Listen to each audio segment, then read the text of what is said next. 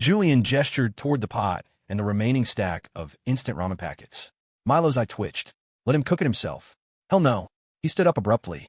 Hey, there's still one bowl left that nobody's eating. Just then, one of the cameramen approached Liam, leaning in to whisper something in his ear. Liam's eyes widened as Milo strode over, ready to claim the noodles. He watched in disbelief as Liam smoothly rolled off the hammock. Actually, I'm getting a little hungry, Liam said, not giving Milo a chance to even reach for it. He snatched the last prepared bowl and began slurping the noodles down. You! Milo's hand froze in midair, his face burning with humiliation. Seriously? He doesn't come over. He doesn't eat. The second Milo makes a move, the guy starts inhaling the food. Was this kid put on Earth specifically to screw with him? Seeing Sienna watching Liam with a playful smile while sucking on a lollipop, Milo knew he couldn't make a scene. He shot Liam a death glare, spun around, and stomped back to the wooden bench to start boiling his own water. The livestream chat was eating it up. That's right. Eat it. Can't let good ramen go to waste. Yes, eat his noodles, king. We love to see it. This factory guy is the main character, and he knows it LMAO. Backstage, Brandon Jung finally let out a breath he didn't know he was holding. Forget everything else. The most important thing was keeping the audience entertained. Besides, if his boy was going to be on the show, he had to make sure he was treated right. But the extra budget was something he hadn't fully considered. In his rush to get Liam on board, he'd almost forgotten that detail. Watching the close-up of Liam devouring the noodles, the corner of Brandon's mouth twitched. Sorry, buddy. You brought this on yourself. He stared at his phone for a long moment before finally dialing Isabelle Hamilton's number. After a brief negotiation, Brandon agreed to a price of $100,000 to bring Noel Hamilton on as a surprise guest, set to enter the show on the fourth day. Ma'am, Mr. Lynn, he's... Evelyn Reed burst into Cassandra Thorne's office in the Zenith Tower penthouse, but her words died in her throat. On the massive screen before Cassandra, the hell or paradise. Livestream was playing. Cassandra swiveled in her chair, her face a perfect, emotionless mask. A jolt went through Evelyn. What was that old saying? The sea is always calmest before the hurricane. She swallowed hard, forcing a nervous laugh. Ma'am, you're watching the show too. Cassandra's expression didn't change. She raised her eyes slightly. Yes, it was just one word, but it landed like a stone in Evelyn's chest. Her heart pounding, she asked, Ma'am, should I put pressure on the production team? Have them pull Ms. Riley from the show? To her surprise, Cassandra waved a dismissive hand. No need. Evelyn was baffled. Ever since Cassandra had met Liam, her actions had become utterly unpredictable. What was she planning now? You may leave. Cassandra's voice was flat. With a light push of her foot, she turned her chair back to the screen. Evelyn took a deep breath. Yes, ma'am. She left, and silence once again filled the room. Cassandra stared, unblinking, at the image of Liam slurping his noodles. So happy, now that he was away from her. He was even eating that disgusting, processed food with relish. A flicker of anger ignited in her eyes, but it vanished as quickly as it appeared. For days, besides finalizing the hostile takeover of the Vance family's assets, a much larger anxiety had been gnawing at her. Since he'd left, her life had returned to its previous state of quiet order. It was the exact same life she had lived before, yet now it felt unbearably dull. Night after night, she tossed and turned, with no appetite for food or drink. His face was always there, floating in her mind, along with every tiny moment they had shared. These thoughts fueled a constant, burning desire to lock him by her side again. But he had said that wasn't what he wanted. So what did he want? What could she possibly do to make him remember her, to brand himself onto her soul forever? As these questions swirled, a raw anxiety surfaced in her eyes. And now, Riley was with him. Cassandra knew exactly what her little sister was capable of. Riley had been the girl everyone loved since she was in school. Bubbly, playful, a magnet for attention. Her little displays of arrogance only made people adore her more, thanks to that face. Her parents were always telling Cassandra to be more like Riley, to loosen up a little. But the weight of the family business had never left her time for such frivolities. Now, though, she wondered. Perhaps Liam would prefer someone with Riley's personality. She massaged the bridge of her nose, her eyes never leaving Liam's form on the screen. Maybe I'll let Riley try. At that thought, the possessiveness in Cassandra's gaze sharpened, scattering like shards of glass.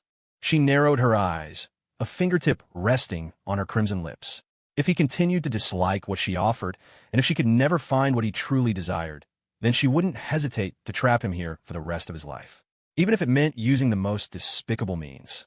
Whatever it took, no matter how dirty, she would make Liam remember her. She took a deep, steadying breath and picked up her teacup, taking a small sip. But in the next second, her eyes fell back on the monitor, and a tidal wave of fury rose within her. On screen, Riley was smiling, reaching out to gently wipe the corner of Liam's mouth, who had just finished his noodles. And Liam, he looked utterly flattered. He was enjoying it. How dare he? Cassandra hurled the porcelain cup against the floor. It shattered with a deafening crash that echoed through the silent office. From outside the door, Evelyn's panicked voice called out, "Ma'am, what happened? Are you all right? Get out." Cassandra shrieked, her chest heaving. She glared at the screen, snatching her phone. She found Riley's contact, pressed the voice memo button, and unleashed her rage. "Riley Thorne, you have a lot of nerve, touching what's mine. I want you back here tonight, or I'll ship you to a goddamn diamond mine in Siberia. You little brat." She fired off 3 messages in a fury. A moment later, a reply popped up. It was from Paige. "Ms. Thorne, is there something I can help you with? Ms.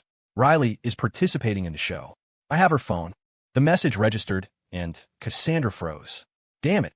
She had forgotten Riley was filming. She came back to herself with a jolt, her hand flying to her chest, feeling the violent, frantic thumping of her own heart. She was stunned. Had she really, once again, completely lost her composure over Liam? No, it couldn't be like this.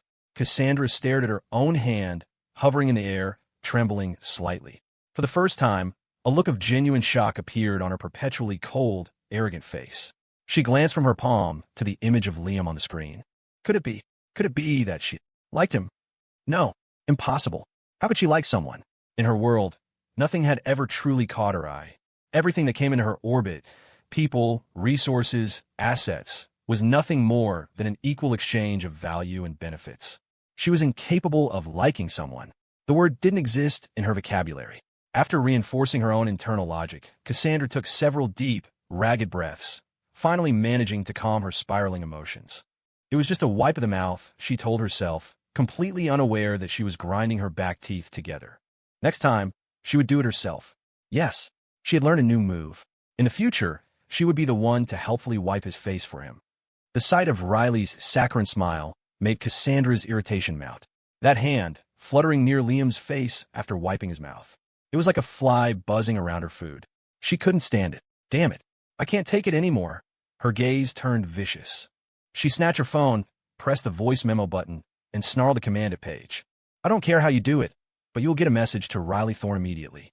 If she ever dares to touch my things again, I will make her regret she was ever born." On the other end, Paige trembled as she listened to the message, the sound of Cassandra's unbridled fury radiating from the speaker. It was over. It was completely and utterly over. On the verge of tears, she quickly sent a text to Brandon Jung, begging him to find a way to get Riley to call her back as soon as possible, off camera. The livestream chat was scrolling furiously. Whoa, she's wiping his mouth. Sienna is so pretty. Ah, she's so gentle. What did this factory guy do to deserve this? He should die. Why isn't the guy on the show me? Because you're not as hot as he is.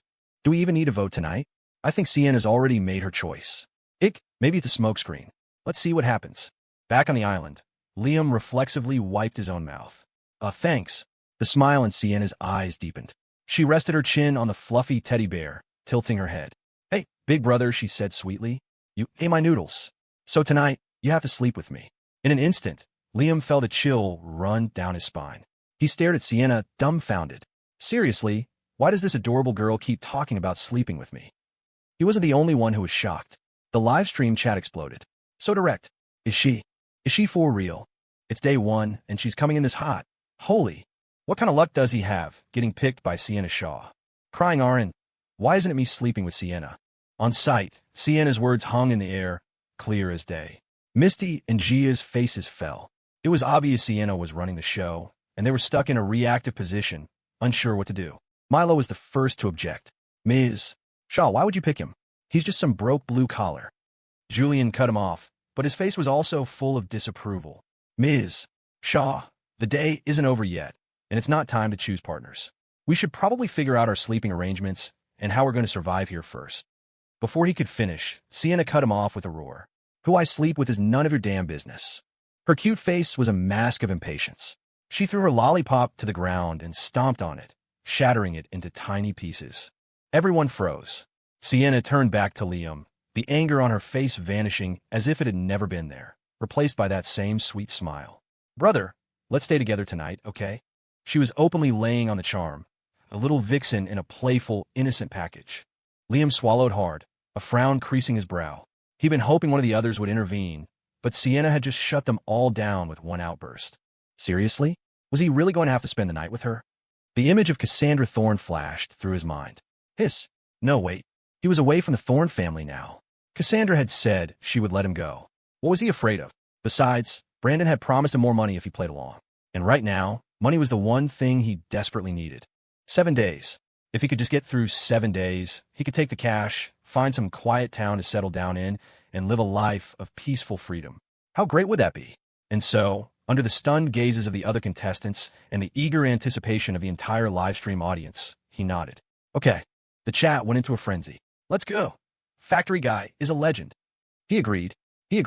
We have our first couple. My man has main character plot armor. For real. Lock it in. Ship it.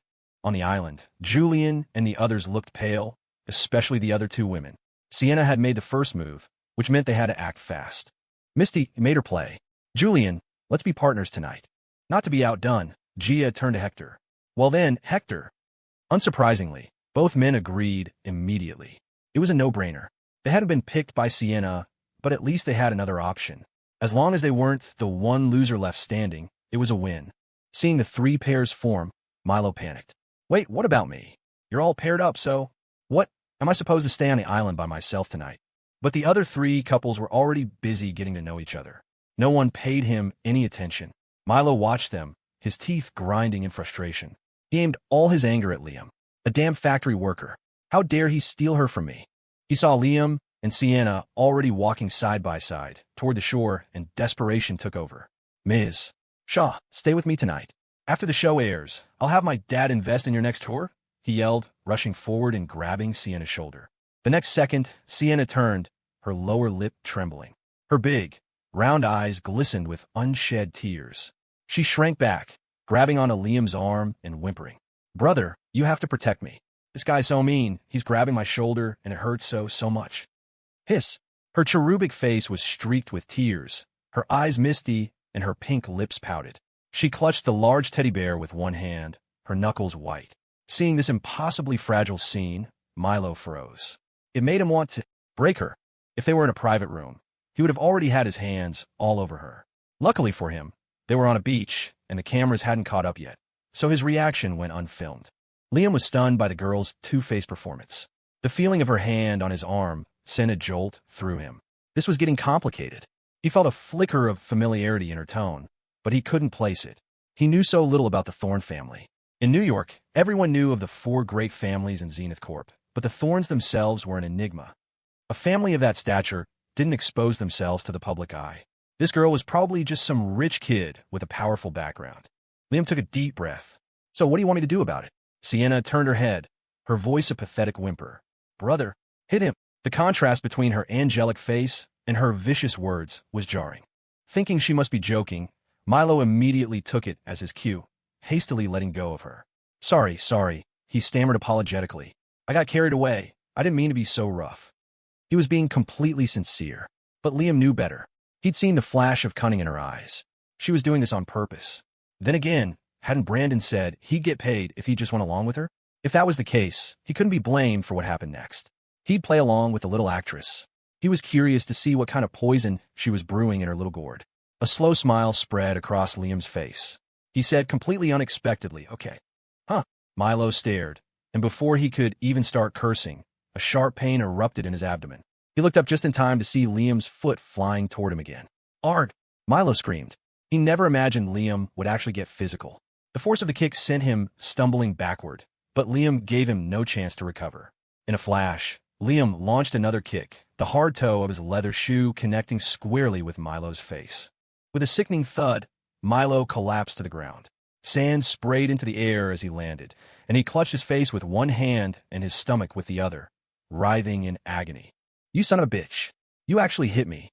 I'm gonna have my dad destroy you. Sienna was stunned, too. She hadn't expected that her casual suggestion would result in actual violence. No wonder her sister had brought this man home. He really was different. Seeing the commotion, a cameraman sprinted over. "Mr. Vance, are you all right? Quick, call 911. Now." The camera followed, zooming in. Fights weren't uncommon, but a public assault on a reality show was gold. The first wave of comments in the chat were critical of Liam, but as soon as the camera landed on Sienna's tear-streaked face, the tide turned. "He deserved it. She didn't pick you, dude. Why are you getting grabby?" "Yeah, and he made my Sienna cry. Hitting you is too good for you. Factory guy, you're a hero. That was so satisfying, OMG. Don't worry about revenge. Factory guy, we got your back. Hashtag factory fam. LOL, somebody get him to a hospital. If they wait any longer, the wound will scab over." This complete reversal left Brandon, who had been watching the drama unfold, utterly stunned. This Milo guy was the son of a major real estate developer. If something serious happened to him on the show, his entire production would be dead in the water. He panicked, quickly calling the on-site crew to get the nearest medical team to take care of Milo. He hadn't expected his friend to be this impulsive. Frowning, Brandon was about to call Liam to talk some sense into him when he saw Sienna on camera, whimpering to a staff member. He immediately cranked up the volume on his monitor. "My arm is all swollen, and little brother Liam already agreed to sleep with me. So can we please leave now?" She pouted, clutching Liam's arm tighter, her face half buried in his sleeve. The cameraman was momentarily charmed by the sight. In his daze, he saw a message pop up from Brandon. "Let them go. Cut the feed to the other two couples for now." With the director's order, the cameraman nodded quickly. "Yes, you can. Ms. Shaw, Mr. Lynn, please proceed to the Oracle Bay Resort." He then gestured for a staff member to bring a small sightseeing boat around. The live feed switched. As the boat approached, the corner of Liam's mouth twitched. So, there was a new set. He'd actually thought they were going to have to spend 7 days on this deserted island. Beside him, Sienna tugged on his sleeve, her sweet, harmless smile back in place. "Brother, the boat's here. Let's go." Liam didn't refuse. "Fine." And just like that, they became the first official couple, unlocking the next location ahead of everyone else. Since there were no cameras during the transfer, the moment they were on the boat, Liam casually pulled his arm free from Sienna's grasp. He sat down by the railing, crossed his arms, and quietly watched the sea. His deliberate act of distancing himself made Sienna raise an eyebrow. "Oh, so he was just acting for me back there." All thoughts of admiring the scenery vanished. A deep sense of intrigue grew in her eyes. She turned, leaned in close to him, and tilted her head, her gaze fixed on his. "Don't you like me, big brother?" Her question was blunt, more direct than any woman he had ever met. But Liam's gaze went past her face, to the seagulls soaring in the sky. They flew in flocks, wings spread wide, circling low over a distant pier. He suddenly remembered a line of poetry that had struck him like lightning. "The vast sea lets the fish leap. The high sky lets the birds fly." Here, under the boundless sky, sitting on this boat, he possessed something incredibly precious, absolute freedom. He was finally in his own domain. Liam's eyes deepened, filled with the satisfaction of a hard-won peace. Wealth? He'd tried that extravagant life. He didn't like it. Power? He'd held some, and he despised it. Women? No. Anything related to other people would ultimately betray you. In this world, no one was another soulmate, and no one would be unconditionally good to you. Every unexpected surprise, every romantic gesture, was just a calculated move. Just as he'd been a blank slate when he came into this world, everything he knew was only what certain people wanted him to know. His gaze returned to Sienna's face, meeting her curious, pathetic eyes. He said, "I helped you out, Ms. Shaw. I trust you'll help me with the fallout." Sienna was stunned. Was I not pretty enough? Was my body not good enough to earn his favor? From the day she was born, she had been showered with praise. When she attended the most exclusive private schools, she effortlessly outshone every other heiress, and that was without even using the Thorne family name. Love letters, roses, dinner invitations, the offers from men were endless. She never had to do much. A single coquettish glance, a sweet little smile, and she could make any man's face flush and heart race. When she was on stage, shining under the spotlight at her sold-out concerts, the frenzied roars from her male fans were so intense, she sometimes felt like she could get pregnant just by tripping and falling in the crowd. And yet, this man had zero interest in her. He's faking it. He must be faking it. There wasn't a man alive that she, Riley Thorne, couldn't conquer. A playful glint appeared in Sienna's eyes. It's the 21st century, and this guy is playing hard to get with me? Huh, let's see just how high-level his game really is. Sienna blinked. resting her chin on her teddy bear's head. Her eyes drooped slightly as she stared straight at Liam, her voice soft and sticky. "But I like you, big brother." She fluttered her eyelashes, pouting. "I like you from the first moment I saw you. I want you to be my boyfriend." Her voice trailed off, her tone becoming weaker, radiating a pitiable plea. Faced with what she perceived as his playing hard to get, she had chosen to go on an all-out offensive. Paired with her adorable face, it was a combination no man could resist. For instance, the staff member driving the boat couldn't help but glance over.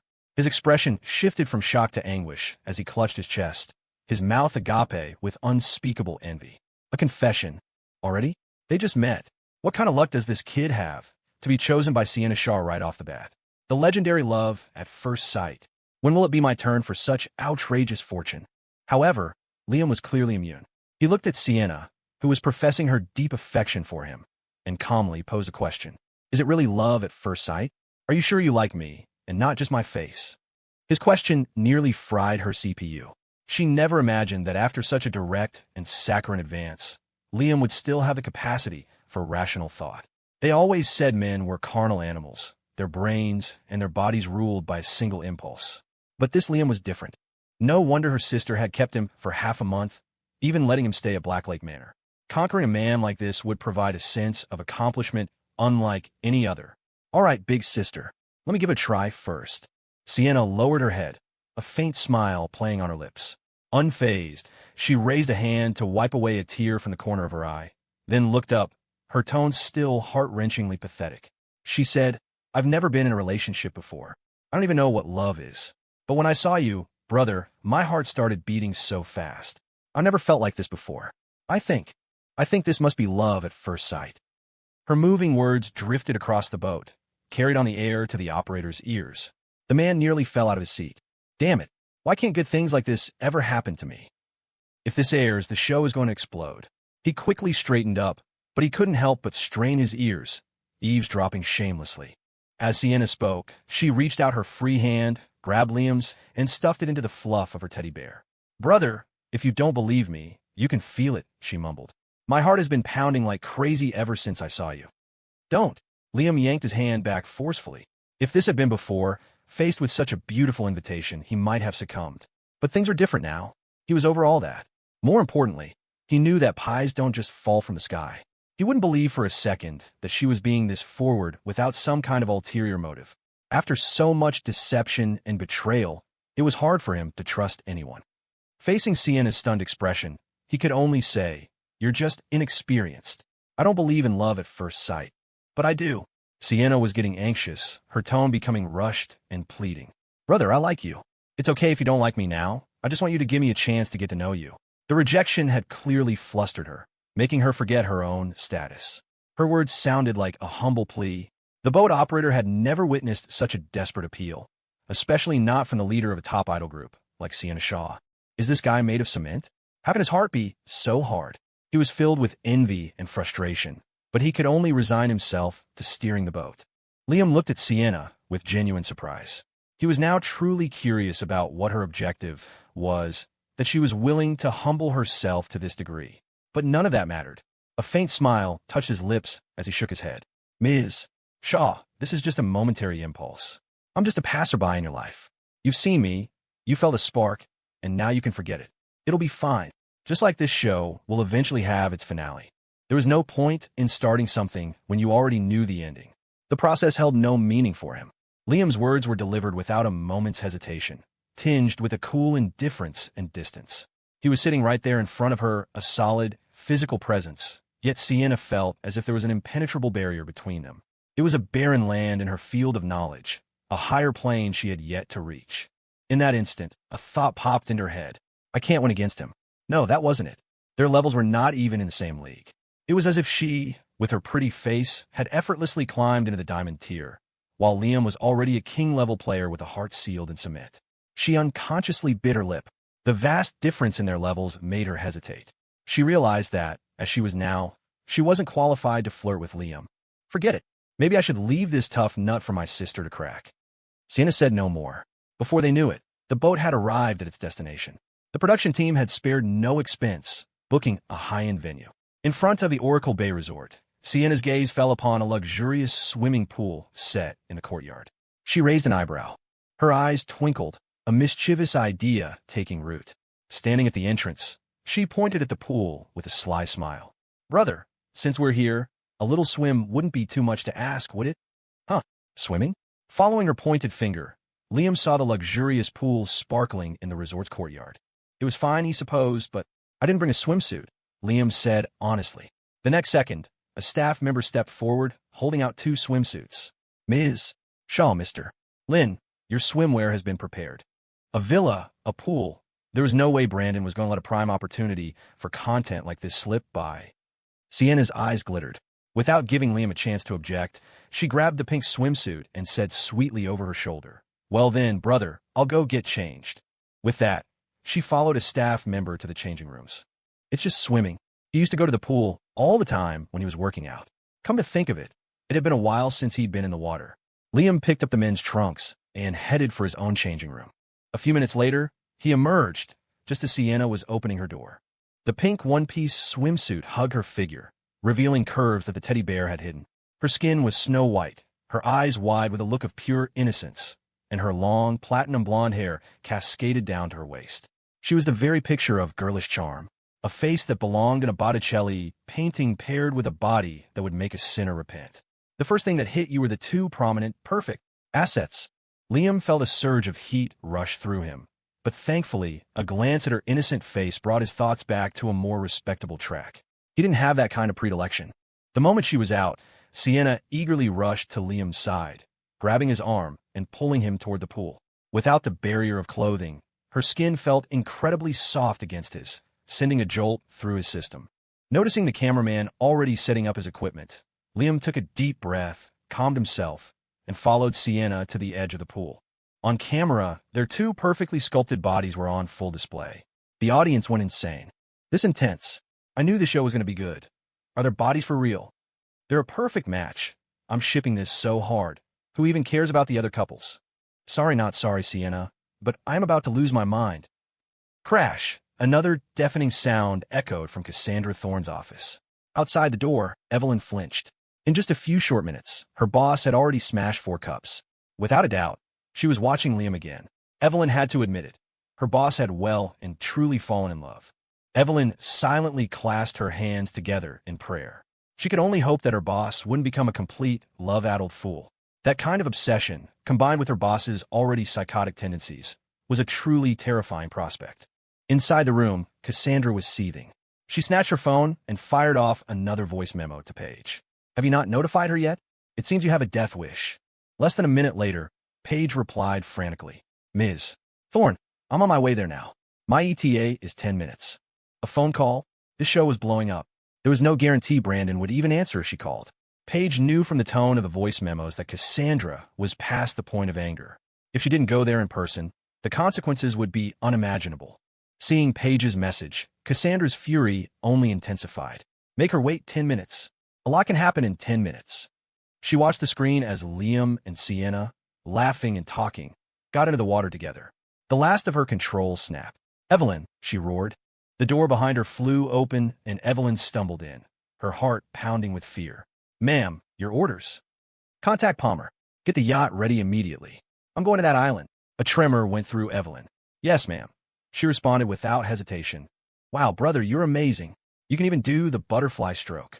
As Liam glided past her, his form creating beautiful lines in the water, Sienna's eyes went wide.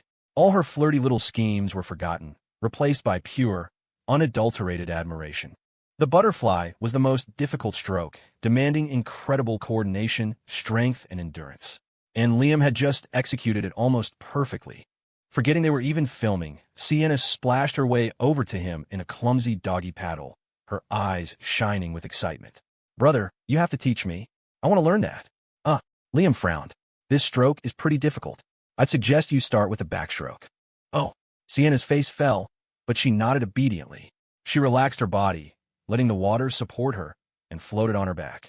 Grabbing his arm, she said, Brother, is this right? Can you check for me?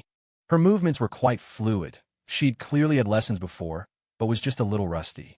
Liam nodded, placing a hand on her shoulder to help adjust her posture. Hurt, too. Assets floated on the surface of the water, creating ripples underneath. The production team knew exactly what the audience wanted to see. The camera zoomed in so close it was practically on Sienna's face. Hiss. I'm not gonna lie, they're really big. I finally understand why she's always holding that bear. Factory guy is so lucky, getting a hands-on swimming lesson from Sienna. I'm so jealous I could die. This factory guy has some real skills, though. He could do the butterfly stroke. His background probably isn't that simple. In the pool, Liam's focus was entirely on teaching Sienna how to swim. Aside from the necessary contact to adjust her form, he made no other deliberate moves. He gave her concise, helpful feedback and demonstrated the techniques for her. His professionalism instantly won praise from the online audience.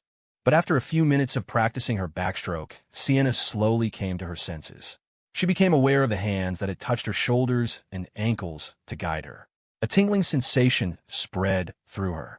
Just as a new, mischievous idea began to form in her mind, she met Liam's clear, focused gaze. Right, just like that. Once you master the technique, it's easy. Sienna bit her lip. Although she rarely compared herself to others, she knew in her heart that her looks and figure were top tier. Yet Liam was completely unfazed. Even in this situation, he remained steadfastly professional. In that moment, she felt like the man before her was glowing, wrapped in an aura of irresistible charm that shimmered right in front of her eyes. Ms. Shaw, yes, just like that. You're doing great. Liam's voice, full of praise, reached her again. Along with the sound of the churning water, Sienna felt her head grow hot and fuzzy. It was as if something deep inside her had just broken through the soil of her heart. Like this? Sienna asked, her voice a little hoarse. Her eyes were filled with a raw desire for his approval. Watching her glide through the water like a fish, Liam nodded, a small smile playing on his lips as he praised her again. Yes, I only told you once and you got it. Ms. Shaw, you're a natural. The moment his words reached her ears, Sienna felt every pore in her body tingle with delight. It was a feeling unlike any she had ever experienced. She was used to being acknowledged, of course, but being praised by someone more skilled than her, especially someone so cold and distant, created a novel contrast that sent a wave of relaxation through her entire body. Her breathing grew heavier. It wasn't from the exertion of swimming, but from the thrill of this new stimulation. She couldn't explain it, but she liked it. She wanted more. Noticing Sienna floating motionless in the water, Liam, who was starting to get hungry, couldn't help but speak up. Ms. Shaw. He was about to suggest they'd played enough and should go get something to eat, but before he could finish, she cut him off. Brother, can you not call me Ms. Shaw? She blinked, paddling with her hands to propel herself in front of him. His view was immediately dominated by her impressive chest, but when he saw her pleading eyes, Liam sighed. He subtly adjusted his swim trunks under the water and asked, Then what should I call you? Call me Riley. Sienna responded instantly, her big eyes sparkling with hope. Liam swallowed. He really didn't want to turn down such a cute girl, and besides, he was getting paid for this, wasn't he? He gave a natural nod. All right, is Riley you? Before he could finish, Sienna suddenly moved closer, pressing a finger to his lips. Her own lips trembled slightly. Brother, can you just call me Riley? Her voice was laced with a desperate, pitiful plea. Liam's body tensed. He swallowed hard again and nodded. Fine, then, brother. She looked at him pathetically, clasping her small hands together in front of her face, her expression one of pure longing. Was she waiting for him to say her name? Liam realized, and was suddenly convinced the girl was seriously unhinged. He pursed his lips, frowning as he hesitantly began, Riley. Huh. A soft exhale escaped her. The girl in front of him looked as if she'd been struck by lightning, her entire body relaxing into a state of blissful satisfaction. Ugh. Liam's eye twitched. Seriously? All he did was say her name. Why was she having such an extreme reaction? Ever since he met Cassandra Thorne, it seemed like he was surrounded by nothing but lunatics. He shuddered, then pushed himself up onto the edge of the pool and climbed out. I'm going to get something to eat. I'm starving, he announced, heading toward the dining area. Watching Liam climb out, the splash of water hitting her face, Sienna snapped back to reality. She quickly followed him up the ladder. They entered the dining hall together, and a staff member immediately brought out a spread of prepared dishes. Liam didn't say much, just picked up his chopsticks and started eating. Not much had changed from before. Sienna was still staring at him intently, but Liam felt her gaze was different now. There was a new, inexplicable hint of admiration in it. Whatever, don't overthink it. Food first. Liam quickly polished off 2 bowls of rice and sampled every dish on the table before leaning back, patting his full stomach with a satisfied look. There wasn't much interaction during the meal. Liam's focused eating earned him the title of devouring demon from online viewers, while Sienna's every elegant move drew gasps of admiration. After eating, they played in the pool for a while longer, and soon it was evening. The man known as Factory Guy had become a viral sensation in a single day. His intimate interactions with Sienna had even been turned into a series of memes and reaction GIFs circulating online. Everyone was already eagerly anticipating the next day. That night, after a full day of filming, Liam went to the room assigned to him by the staff, ready for a good night's rest.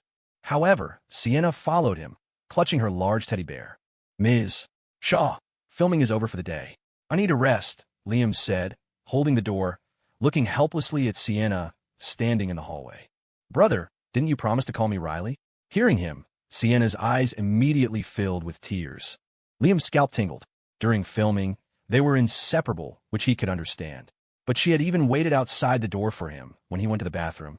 Now that it was time to rest, she was still following him around like a lost puppy. Was he not allowed any personal time at all? But faced with Sienna's soft, pleading face, Liam sighed again. "All right, Riley, I need a rest. You should go get some rest too. Tomorrow." "Okay," she chirped before he could finish, and then, in one swift move, darted into his room. Right in front of him, she plopped down on his large bed. The soft mattress bounced a few times. She patted the sheets beside her gleefully. "Come on, brother. Let's rest together." "Liam, does she really think I won't do anything to her?" He took a deep breath and strode over, a hint of anger in his steps. Just as he was about to lecture her, he heard a piercing honk from downstairs. Why does that sound so familiar? Liam froze. Driven by a voyeuristic curiosity, he went to the window.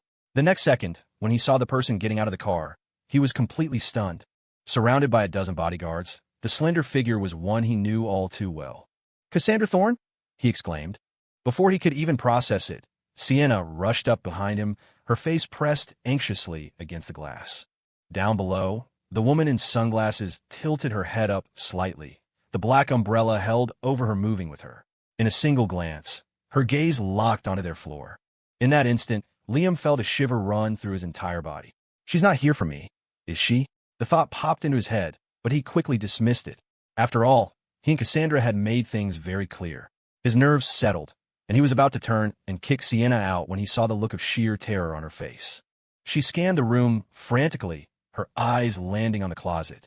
More panicked than he was, she scrambled over, pulled open the closet door, and dove inside. Her voice trembled with fear. "Brother, please, please, whatever you do, don't tell her I'm here." "Huh?" Liam stared, completely dumbfounded. "Hiding in a closet? Seriously? Cassandra shows up, and she's the one who's terrified? Are they related or something? And what does that have to do with me?"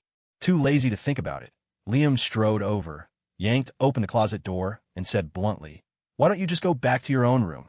What's the point of hiding in mine?" Sienna cowered in the corner of the closet, pulling a bathrobe over her face. She tugged at the door with a small hand, her voice shaking. "Brother, close it quick. There's no time." She tried to slide the door shut, but it wouldn't budge against his grip. Panicking, she grabbed his pant leg. "Or maybe you should hide in here too. I can squeeze over." Is she insane? It wasn't even certain Cassandra was here for him, and besides, he hadn't done anything wrong. Why should he hide? Liam was utterly speechless.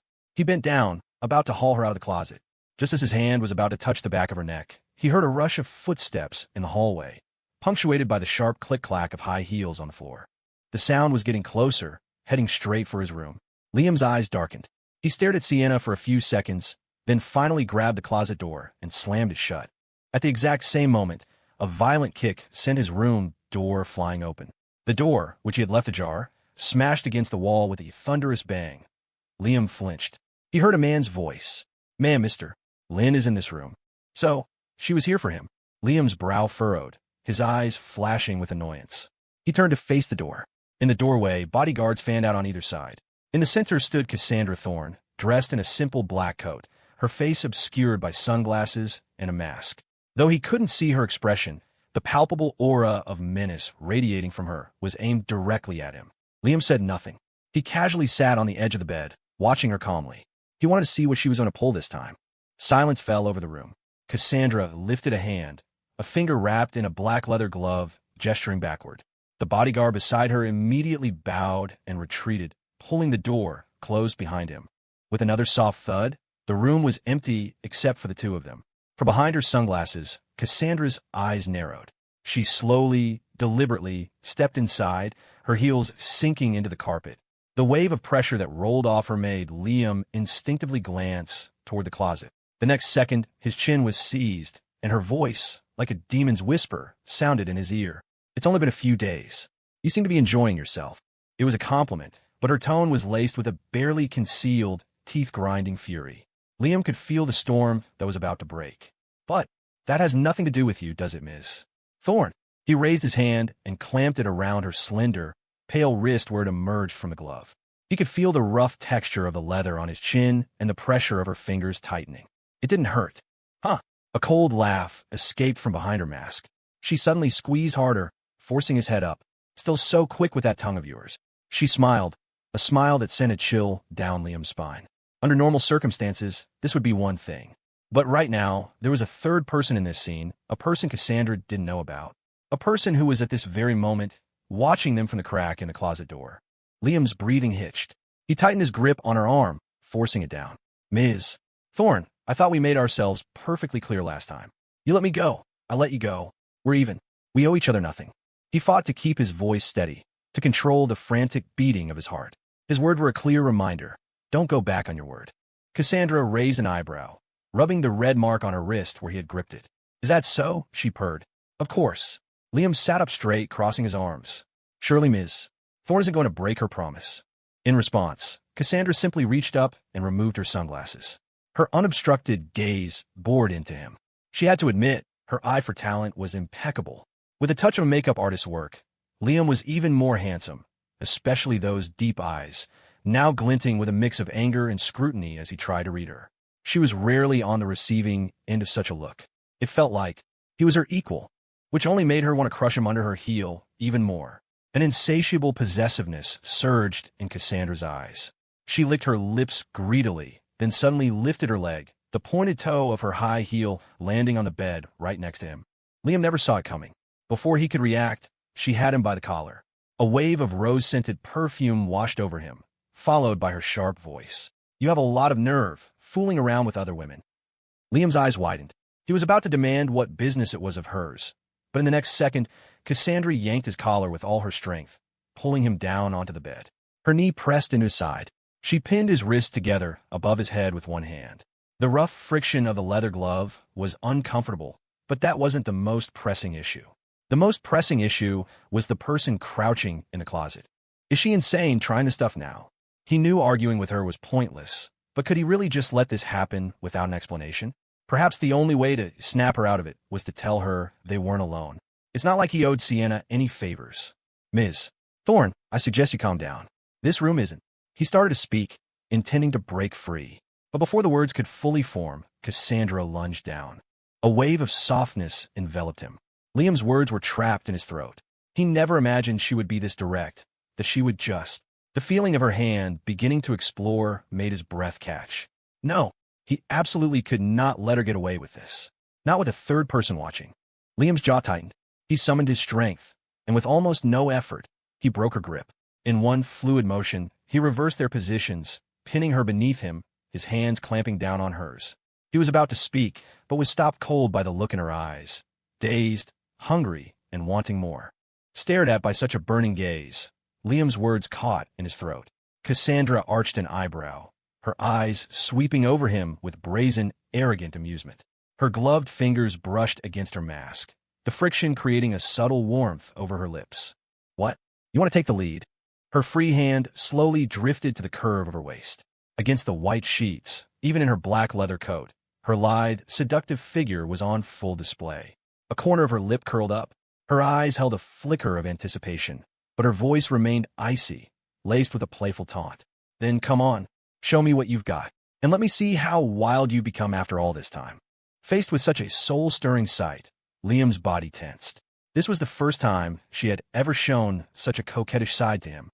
It was spring, and the AC was on, but beads of cold sweat formed on his brow. Only he knew the real reason. It was the sweat of pure, strained self-control. She was taunting him, challenging him with that same infuriatingly superior gaze. On a normal day, he wouldn't be able to stand that look of contempt. But now, with a third person present, regardless of their relationship, he had to be cautious. He gritted his teeth, his voice tight with restraint when he spoke again. Ms. Thorne, you are currently on a television show set. I have no idea if there are hidden cameras in this room. Are you sure you want to proceed? He didn't reveal that Sienna was in the closet. His words were a hint, but a very direct one. Someone else is here. Liam knew Cassandra didn't want their relationship to be public. He remembered her panic at the convenience store when he'd threatened to open the door. And she had arrived here, wearing sunglasses and a mask, hadn't she? He was certain he had her cornered. And then she purred, cameras just make it more exciting. Damn it, she really is a lunatic. Didn't she care if a video of them leaked? Didn't she care about the Thorne family's reputation? Liam's brow tightened into a knot. He never imagined Cassandra would say something so self-destructive. Fine. If she wasn't afraid, why should he be? He pushed himself up, his lips curling into a smirk as he loomed over her, gripping her right shoulder. You said it. Cassandra didn't resist. She just lay there, letting him do as he pleased, her gaze fixed on him from below. Her cold, noble eyes held a cool scrutiny and a flicker of anticipation he could barely catch. She could feel the heat of his grip on her shoulder. His stubborn attempt to seize control was a more potent form of possession than any of her own previous efforts. Looking up at that face, Cassandra felt her heart suddenly accelerate. She wanted this man's loyalty, this very feeling of wanting to resist but being forced to accept a Schrodinger's cat of submission, where no matter what, the end result of his suppressed will was a violent, coerced loyalty. Damn it, she's not even flinching. Locked at her gaze, Liam ground his back teeth.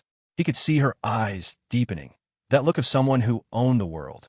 He didn't know what came over him, but when he saw that expression, he was flooded with an overwhelming urge to pin her down, to make her beg for mercy. He wanted to see those proud, disdainful eyes fill with pleading tears. He couldn't stop himself. He leaned down, aiming for her masked mouth, and pressed his lips against it. Then he bared his teeth. Hiss! Cassandra's eyes flew open. He actually dared. A sharp pain on her lips shot through her body. Her eyes darkened, but she didn't push him away. Instead, she responded in kind. They clashed as if they were mortal enemies, driven by some deep-seated grudge. He held her with a force that felt like he was trying to brand himself into her very bones, cutting off her oxygen. The kiss was long, and he showed no sign of stopping. In the throes of suffocation, Cassandra felt an uncontrollable wave of passion. As her brain was starved of oxygen, her body surrendered. Her heart was pounding like a runaway deer, each beat a leap against her ribs. The ache on her lips shifted and changed, stirring up that equation called love deep inside, igniting the embers of a function called love along the cold, proud axis of her being. Hiss! In the quiet room, an unintentional, sharp intake of breath sounded out. Lost in the moment, Cassandra's eyes snapped open. Her gaze darted, sharp and lethal, toward the sound. Someone's in the closet. She suddenly remembered Liam's warning. They weren't alone in the room, which meant that everything they had just done, everything they were doing now, was being watched. Her wolf-like aggression froze instantly. Sensing the subtle shift in her, Liam slowly opened his eyes. He propped himself up slightly and leaned in to whisper by her ear. Ms. Thorne, let's continue. His hot breath tickled her ear, his voice dripping with mockery. Cassandra's hands clenched into fists, the leather of her gloves creaking. She raised a hand and tapped his lips with a gloved finger, her voice turning cold again. I don't have special tastes like that. Oh, so now she's aware? Liam smirked, his voice light. What a coincidence. Neither do I. With that, he got up and sat on the edge of the bed, unconsciously tugging at his belt as he moved. All right, Ms. Thorne, whatever you want, we can discuss it another time. I'm going to bed. His voice was triumphant. Cassandra slowly sat up. Her eyes scanned the closet, then settled on Liam. That smug look on his face was infuriating. Did he really think he had her figured out? Fine, Cassandra said with a cold laugh. She unhurriedly straightened her gloves, her heels sinking into the plush carpet as she rose. She walked around to stand in front of him and casually lifted a hand, her fingers landing on his chin. Tilting his face up, the corner of her lips, hidden beneath the mask, curled into a smirk. Actually, she drawled, I find the environment here quite nice. As she spoke, she took out her phone and dialed Evelyn. Environment is nice? Don't tell me she's planning on staying here. Liam's eyes widened. Before he could object, he heard Cassandra's commanding voice. Have my files sent here for the week. Yes, the room next to his. and clear out this entire floor. As she spoke, her gaze landed back on Liam, a thick, playful amusement in her eyes. I don't like being watched. At this point, there was nothing Liam could say. While the resort had been booked by the show, he knew that against the power of the Thorne family, no one would dare say no. It was a public hotel, after all. Liam remained silent, watching Cassandra leave. The heels of her shoes left small, square indentations in the plush carpet, which quickly faded. As she passed the closet, her steps faltered for a fraction of a second. She glanced at it, then pushed the door open and left. When the door clicked shut, Liam finally let out a long sigh. As his mind replayed the last few minutes, he was unsettled by his own reaction. That sudden, intense desire to conquer her. No, I'm not a lunatic. He had no interest in someone so extreme, especially not after how she had tormented him. If you let yourself be turned into a psycho like that, you're pathetic. Liam laughed at himself derisively. He got up, strode over to the closet, and yanked the sliding door open with a loud whoosh. Sienna tumbled out sideways, nearly face-planting on his toes. Though he didn't know her relationship with Cassandra, Liam had a natural aversion to getting involved in other people's business. He looked down at the back of her head and said coldly, "Ms. Shaw, you're safe now." The unspoken meaning was, you can get lost now. However, Sienna lunged forward, grabbing his pant leg. Still on her knees, she looked up, her eyes wide with frantic excitement. "Why'd you stop, brother? You guys should keep going. Keep going my ass." Was watching the drama not enough for her? Hiding in a closet to watch the show, leaving him to face that demon alone, and she actually enjoyed it? Liam coldly pulled his leg away and took 2 steps back, sitting on the edge of the bed. He maintained his composure. "Ms. Shaw, you can leave now." "No." Sienna shuffled forward on her knees, her small hands gripping the edge of the bed. She looked up at him, her eyes sparkling. "It was the critical moment, brother. How could you back down now?" She was clearly ecstatic, waving her hands as she spoke. "It was the first time I've ever seen my sister get flustered. Brother, you're incredible. You truly are the idol I chose." "Huh? Wait a second." Liam's scalp began to crawl. "Hold on. Did you just say, your sister? Yeah, my?" Sienna started to reply excitedly, but in the middle of the word, her brain caught up. She quickly corrected herself. "No, I mean, my goodness. Yes, that's it, my goodness." Seeing the awkward grin plastered on her face, Liam's eye twitched. "Please, do you think I'm an idiot? Brother, you're amazing. I've decided, from this day forward, you are my idol. I'm going to go record this momentous occasion." Without another word, Sienna scrambled to her feet and bounced out of the room. The room was quiet again, but Liam's mind was in turmoil. He knew there was something off about Sienna, but he never imagined she was Cassandra Thorne's sister. The Thornes really knew how to keep a secret. Their second daughter was a superstar in the entertainment industry. This was unexpected.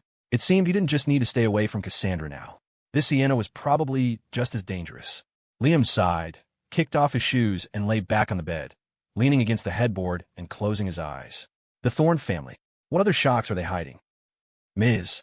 Riley, Ms. Thorne has requested your presence in her room." The moment Riley returned to her room, she was met by Paige, who was waiting for her with a worried expression. Seeing Paige's concern, Riley was even more excited. "Paige, you have no idea what I just saw. My sister, that she-devil, actually got flustered. And by a guy. Ha ha ha." In stark contrast to Riley's glee, Paige sighed. "Ms. Riley, Ms. Thorne, she wants me in her room, right? Great, I'm on my way." Watching the ecstatic Riley dash out the door, the worry on Paige's face only deepened. She had delivered Ms. Thorne's warning, but Riley clearly hadn't taken it to heart. And if she wasn't mistaken, Ms. Thorne had just come from that same room. Now Riley had been caught eavesdropping. It was over. It was truly, utterly over. Riley burst through the door to Cassandra's room, a wide grin on her face. The moment her right foot crossed the threshold, she was seized by Palmer and several other bodyguards. At the far end of the room, Cassandra stood with her back to her, slowly sipping from a teacup. Riley panicked. "Palmer, you got a lot of nerve, grabbing me like this. Be careful, or I'll have you all fired." It was obvious that in Cassandra's presence, her threats were useless. "Ms. Riley, Ms. Thorne has given the order. Your private jet has been prepared. You depart for Indonesia in 30 minutes. Exclamation point. Riley's panic turned to terror. Her feet kicked wildly in the air. "Sister, my dear sister, please don't. I have something important to tell you," she screamed. "Let me go." She struggled, but to the highly trained bodyguards, it was like holding a kitten. In front of the floor-to-ceiling window, Cassandra raised her free hand and gave a slight wave without turning around. Palmer nodded, glanced at his men, and they started carrying Riley toward the door. Riley was desperate. She bit down hard on Palmer's arm. Ow! Hiss! Palmer yelped in pain, his grip loosening for a second. The next moment, Riley scrambled free and ran, half crawling, to the desk. Hearing the commotion, Cassandra's anger flared. Just as she was about to dock Palmer's entire monthly bonus, Riley's panicked voice rang out. Sister, listen to me. You have to win Brother Liam over. I will only accept him as my brother-in-law. Her clear voice echoed through the room, instantly short-circuiting the brains of Palmer and the other guards. Huh, make Liam her brother-in-law? Wait, that position is for Ms. Thorne's husband. Wait, what? Cassandra slowly turned around, set down her cup, and raised her hand, motioning for Palmer and the others to leave. Still reeling from the shock, the guards understood her gesture immediately. Not daring to think another second, they scrambled out of the room. As the door closed, Cassandra's cold gaze swept over Riley. Right now, Riley was gripping the edge of the desk, her chin resting on the surface. She was staring at her sister like a curious kitten, her eyes shining with a fervent, fanatical adoration. Swiveling her chair around, Cassandra sat down coldly, crossing one leg over the other, her arms folded as she glanced at her sister.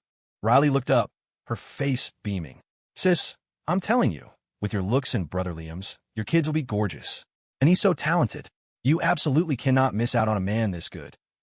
Hearing this, Cassandra's eyes darkened. She uncrossed her legs, leaned over the desk, and patted Riley's cheek. Still dreaming, she said, her voice frigid. The light pats only made Riley's eyes shine brighter. She grabbed Cassandra's hand and giggled. Sis, don't you like Brother Liam? The question was a test, but Cassandra wasn't in the mood to dissect it. Her mind was stuck on Riley's use of the word like. Like? She likes him? How is that possible? He's just a little canary she fancies. Seeing Cassandra's silence, Riley's eyes lit up. Her sister didn't have to say a word. She knew what was going on. It seemed her sister liked him, but didn't even realize it herself. Or maybe she just wasn't willing to admit it. Riley's eyes darted around. Others might not know, but she knew her sister best. She was perfect in every way, but she was impossibly stubborn. If Riley hadn't been hiding in the closet, if she hadn't witnessed that heart-pounding scene, she never would have believed her sister could fall for someone. Liam says one word, and her sister leaves. Sometimes her sister couldn't even be bothered to listen to their parents. But now, she was being this indulgent with a man. If that wasn't like what was? The smile on Riley's face deepened. She probed gently. Sis, I can tell. Brother Liam likes you. The word struck Cassandra like a bolt of lightning. He likes her. She blinked. Impossible. The thing he wanted most was to escape from her, wasn't it? Could it be that all this time his resistance was just an act, playing hard to get? The moment the thought entered her mind, Cassandra couldn't help but ask, You're saying all his acts of defiance were fake? Exactly. Riley nodded excitedly. Seeing the shock on her sister's face, her smile grew wider. Brother Liam is totally into you. He was just doing all that to get your attention. She continued, adding a little embellishment. Sis, if you don't believe me, why don't you test him? The suggestion landed squarely in Cassandra's heart. She really did want to know what Liam's deal was. If he was just acting, then he was no different from all the other men, and her fascination was merely a product of their physical compatibility. But if he really was acting, that was brilliant. He had dared to try and manipulate her, to lure her into his scheme. He would be punished. A vicious glint flashed in Cassandra's eyes. She hoped he wasn't playing games. If he dared to play with her feelings, she would truly show him what she was capable of. How do I test him? She asked coldly, her index finger tapping a rhythm on the desk. She's interested. Riley's eyes lit up. She totally likes him. Sis, you really are all talk. Riley admitted that she had initially been curious about Liam, but after getting a real sense of who he was, she was more interested in seeing his two-faced act. Right now, her mind was a highlight reel of Liam being pinned down by her sister, then gritting his teeth and pushing back. The contrast was exhilarating. The two people she admired most, her beloved sister and her new idol, engaged in the ultimate power struggle. What could be more entertaining than watching them push each other to their limits? More importantly, if Liam really became her brother-in-law, he would be the only person who could control her sister. Getting her sister to do anything was impossible, but handling a man was easy. As long as she had Liam on her side, could her sister still threaten to ship her off to Indonesia? At the thought, Riley's heart hammered against her ribs, her breathing grew shallow. Overwhelmed with excitement, she leaned in close. Sis, you can start with his interests and hobbies. Cassandra was confused. Hobbies? Yes. Riley nodded like a pecking chicken. For example, find out what he likes and give it to him. Then you can see if he accepts it or not. Seeing Cassandra fall silent, Riley pressed on. If he accepts it, doesn't that prove he likes you, and that he was just acting before? Cassandra found herself agreeing with Riley's logic. It was indeed the quickest way to test Liam's true feelings. But, seeing her sister's furrowed brow, Riley's excited face took on a questioning look. Wait, sis. Don't tell me. You don't know what brother Liam likes. She didn't. Cassandra's silence was the only answer. The only thing she knew he wanted was freedom, and that was the one thing she could never give him. Seeing her sister's silence, Riley felt the smile on her own face begin to falter. Seriously, sis, are you even trying? It's been this long, and you haven't even figured out his hobbies? Then again, her sister had never been in a relationship. How would she know these things? Riley waved a hand dismissively and pulled out her phone. Forget it, sis. I'll help you. I'll look some stuff up online. We can pick something out for him together. Cassandra said nothing, just watched with cold eyes as Riley started searching on her phone. A moment later, Riley's eyes widened, and she let out a cry. Whoa! She quickly shoved the phone in front of Cassandra, her eyes filled with scorn. Sis, look at this. Someone's trying to clout chase. Cassandra narrowed her eyes, her gaze falling on the phone screen. A trending hashtag was exploding. Hashtag Factory Guy's girlfriend shows off gift. An involuntary pang went through her heart. She reached out and tapped the hashtag. The post was from a user named Factory Guy's Girl. The attached photo showed a glass jar filled with tiny, hand-folded paper stars. Next to it was a bookmark with the names Liam and Jessica elegantly written on it. In an instant, a boundless rage ignited in Cassandra's heart. She knew Jessica Fong was Liam's ex-girlfriend. She had even met her once. But seeing this tangible proof of their sweet, simple past laid out before her, she was filled with an uncontrollable anger. Get people on it. Take down that post. And get the Fong family out of New York. Now, she snarled, her voice shaking with fury. But across from her, Riley spoke up quickly. Sis, I know you're angry, but don't be rash. Cassandra glared at her, the sound of her grinding teeth audible. Riley blinked and leaned in closer. I think this is a good thing, sis. You can see what kind of things he gave her. It's the perfect way to cater to his tastes, don't you think? Cassandra Thorne's eyes narrowed slightly. She had to admit, her sister's emotional intelligence was miles ahead of her own. The harebrained schemes that popped out of that little head of hers were, she had to concede, often quite effective. But a handmade gift? Utterly tacky. Was she supposed to personally fold 520 little paper stars for him? The thought alone was nauseating. She wouldn't be caught dead doing something so pathetically cliché. Cassandra's contemplative gaze fell on Riley's eager face. She crossed her arms, leaned back against her chair, and raised an eyebrow. That's not a bad idea. Right. Riley lit up, thrilled to receive a rare compliment from her sister. He obviously put a lot of thought into his gift for you. We can use that same angle. But in the next second, Cassandra's words made the smile freeze on her face. You do it. When it's done, send it to him. Huh. Riley was dumbfounded. Wait, this is a gift for your crush, and you want me to make it? She hadn't realized her sister was quite this dense when it came to romance. Riley forced an awkward laugh. Cassie, it's a handmade gift. It only has value if the giver makes it themselves. She couldn't help but state the obvious. Cassandra, however, just let out a cold sneer. What's the point of something that wastes so much time and energy? Riley was speechless. Sister, you have not one single romantic bone in your body. She desperately wanted to say it out loud, but one look at Cassandra's sharp, imperious eyes, and the words died in her throat. Cassandra's gaze returned to her phone screen, her eyes growing distant. As Riley stood in silence, she spoke again, her tone flat. Fine. Go tell Evelyn Reed to procure 520 diamonds of roughly the same size. Have them arranged and sent to him. Riley's mouth twitched. Now that sounded like her sister. And besides, a gift was a gift, right? No one ever said they had to be identical. What's more, this was the most thought Cassandra had ever put into a present. On it. I'll go right now. Riley agreed instantly. As she hurried out, she peeked back with a mischievous grin. Sister, you're not going to ship me off to Indonesia again, are you? A small, knowing smile touched Cassandra's lips. Her voice was cool, laced with a playful threat.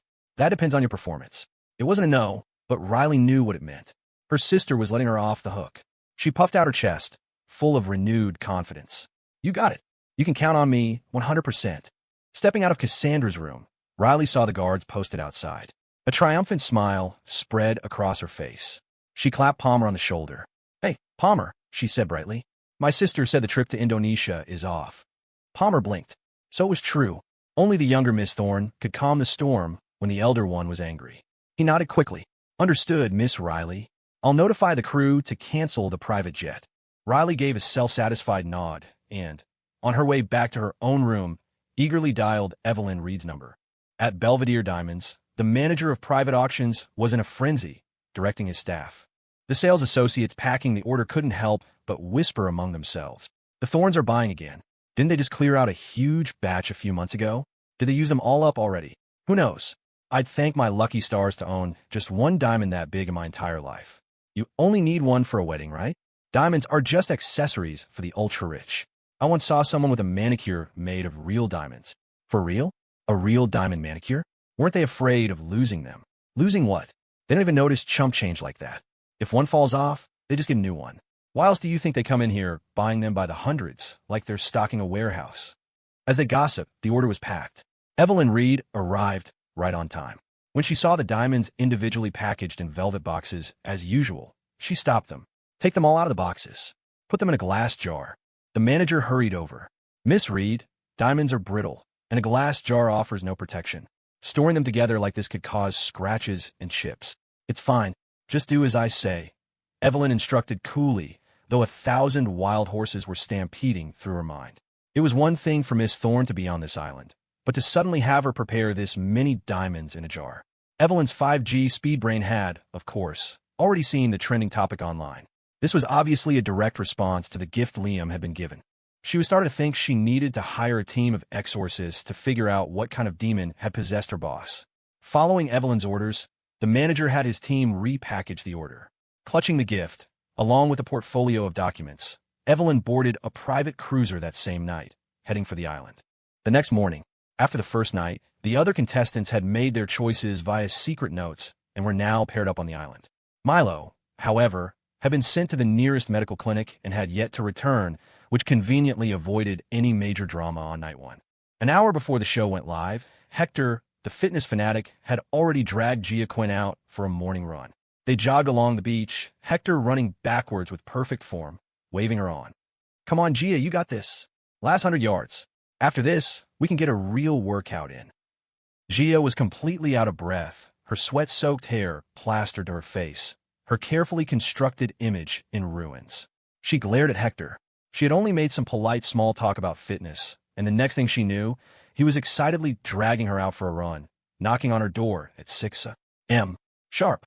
If she'd known this would happen, she would have picked Julian. It was all Sienna and Misty's fault for picking their partners so early. Meanwhile, near the hotel entrance, Misty Rain was equally miserable. Who comes on a reality show to do anything but relax and vacation? Yet at 6:30 in the morning, Julian had woken her up to read. He was sitting right across from her, making it impossible for her to even sneak in a nap. The morning is the optimal time for reading, Julian said, smiling. Miss Rain, you enjoy reading, don't you? Misty's lips twitched as she nodded, her face a mask of exasperation. Oh yes, I absolutely love it. Julian nodded back, pleased. Books are the ladder of human progress. As the old saying goes, read 10,000 books, and you will write as if guided by a spirit. You must persist to see the benefits, Miss Rain. Misty said nothing. At that moment, Liam and Riley Thorne knew nothing of this, both still sound asleep in their respective rooms. Next door, Cassandra was already awake. Holding a cup of coffee, she stood before the floor-to-ceiling window, calmly watching the sea. In the distance, a sleek, luxurious yacht was approaching the shore, its value obvious even from afar. As it docked, Hector and Gia, being the closest, stopped in their tracks. I thought the production company booked the entire area, Hector asked, surprised. Are we getting a surprise guest? He couldn't help but pray that if there was a new arrival, it would be a woman. Beside him, Gia looked equally surprised. Hearing Hector's words, her brow furrowed. If the surprise guest was a man, that would be fine. It would give them new options tomorrow. But if it was a woman, it just meant more competition. Already sweaty and exhausted, the thought made her angry. What is wrong with the production team? She huffed. They bring someone new in without even telling us? It's so disrespectful. Hector didn't say anything, his eyes fixed on the yacht. On board, Evelyn Reed felt the vessel dock and stepped out. Her destination was clear, the luxury villa resort hotel. The moment Hector saw her, his eyes lit up. Compared to this woman, Misty, Rain, and Gia Quinn were instantly obliterated. The sheer aura of wealth and power she exuded was on a different level from any of the women here. Only Sienna Shaw could possibly compete. But Sienna was a tough nut to crack. Seeing the woman already walking toward the villa, Hector grew anxious. He had seen her first. He had to make an impression. With that thought, he abandoned Gia and sprinted toward Evelyn. "Miss, you must be the surprise guest. Welcome, welcome." Hector flashed a sycophantic smile as he tried to greet her. Evelyn, however, didn't even glance at him, quickening her pace instead. Hector wasn't discouraged.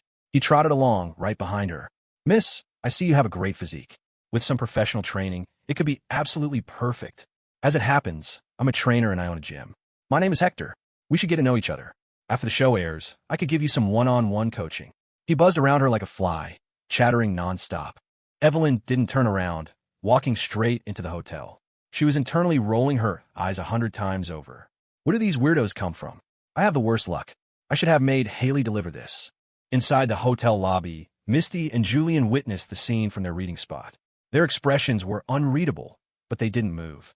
Evelyn walked directly to the elevators. As a door opened, she stepped inside. Hector tried to follow, but he was stopped by 2 bodyguards at the elevator door. "Sir, this elevator is currently restricted. Please use another one." Hector watched in frustration as the elevator indicator stopped on the 7th floor. "What do you mean, restricted? Didn't the show book the 7th floor too? What the hell is this?" His angry shouts had no effect. The 2 bodyguards simply held up their hands, blocking his path without another word. "I'm going to find Director Zhang right now. This is completely unreasonable." As a scene began to form at the elevators, Misty and Julian walked over. "Hector, my man, what's going on?" Julian asked immediately. Hector was fuming. "A new guest just showed up and went to the 7th floor. I was just trying to welcome her, and these guys won't let me get on the elevator." That woman just now was a new contestant. Misty suddenly interjected. "Yeah, I have no idea what the production team is thinking, not even announcing a new guest." Gia said, finally catching up, panting, her pale face flushed with anger. Misty glanced from Gia to Hector and instantly understood what had happened. A sense of crisis washed over her. A staff member who had been running to catch up finally arrived, out of breath.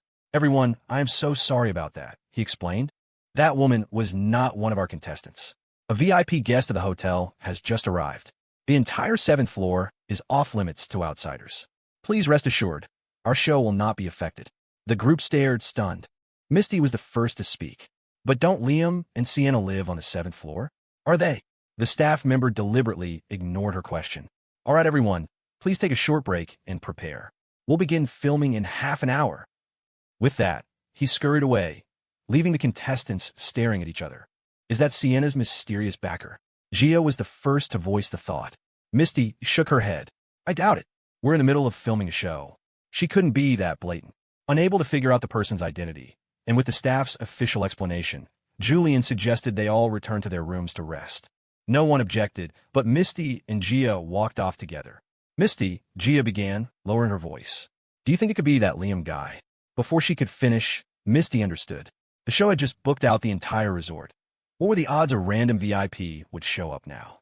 Having clawed their way to their current status, they knew a thing or two about the upper echelons. Powerful people were the most averse to cameras unless it was absolutely necessary. "I bet he's hiding his real identity," Misty said with conviction.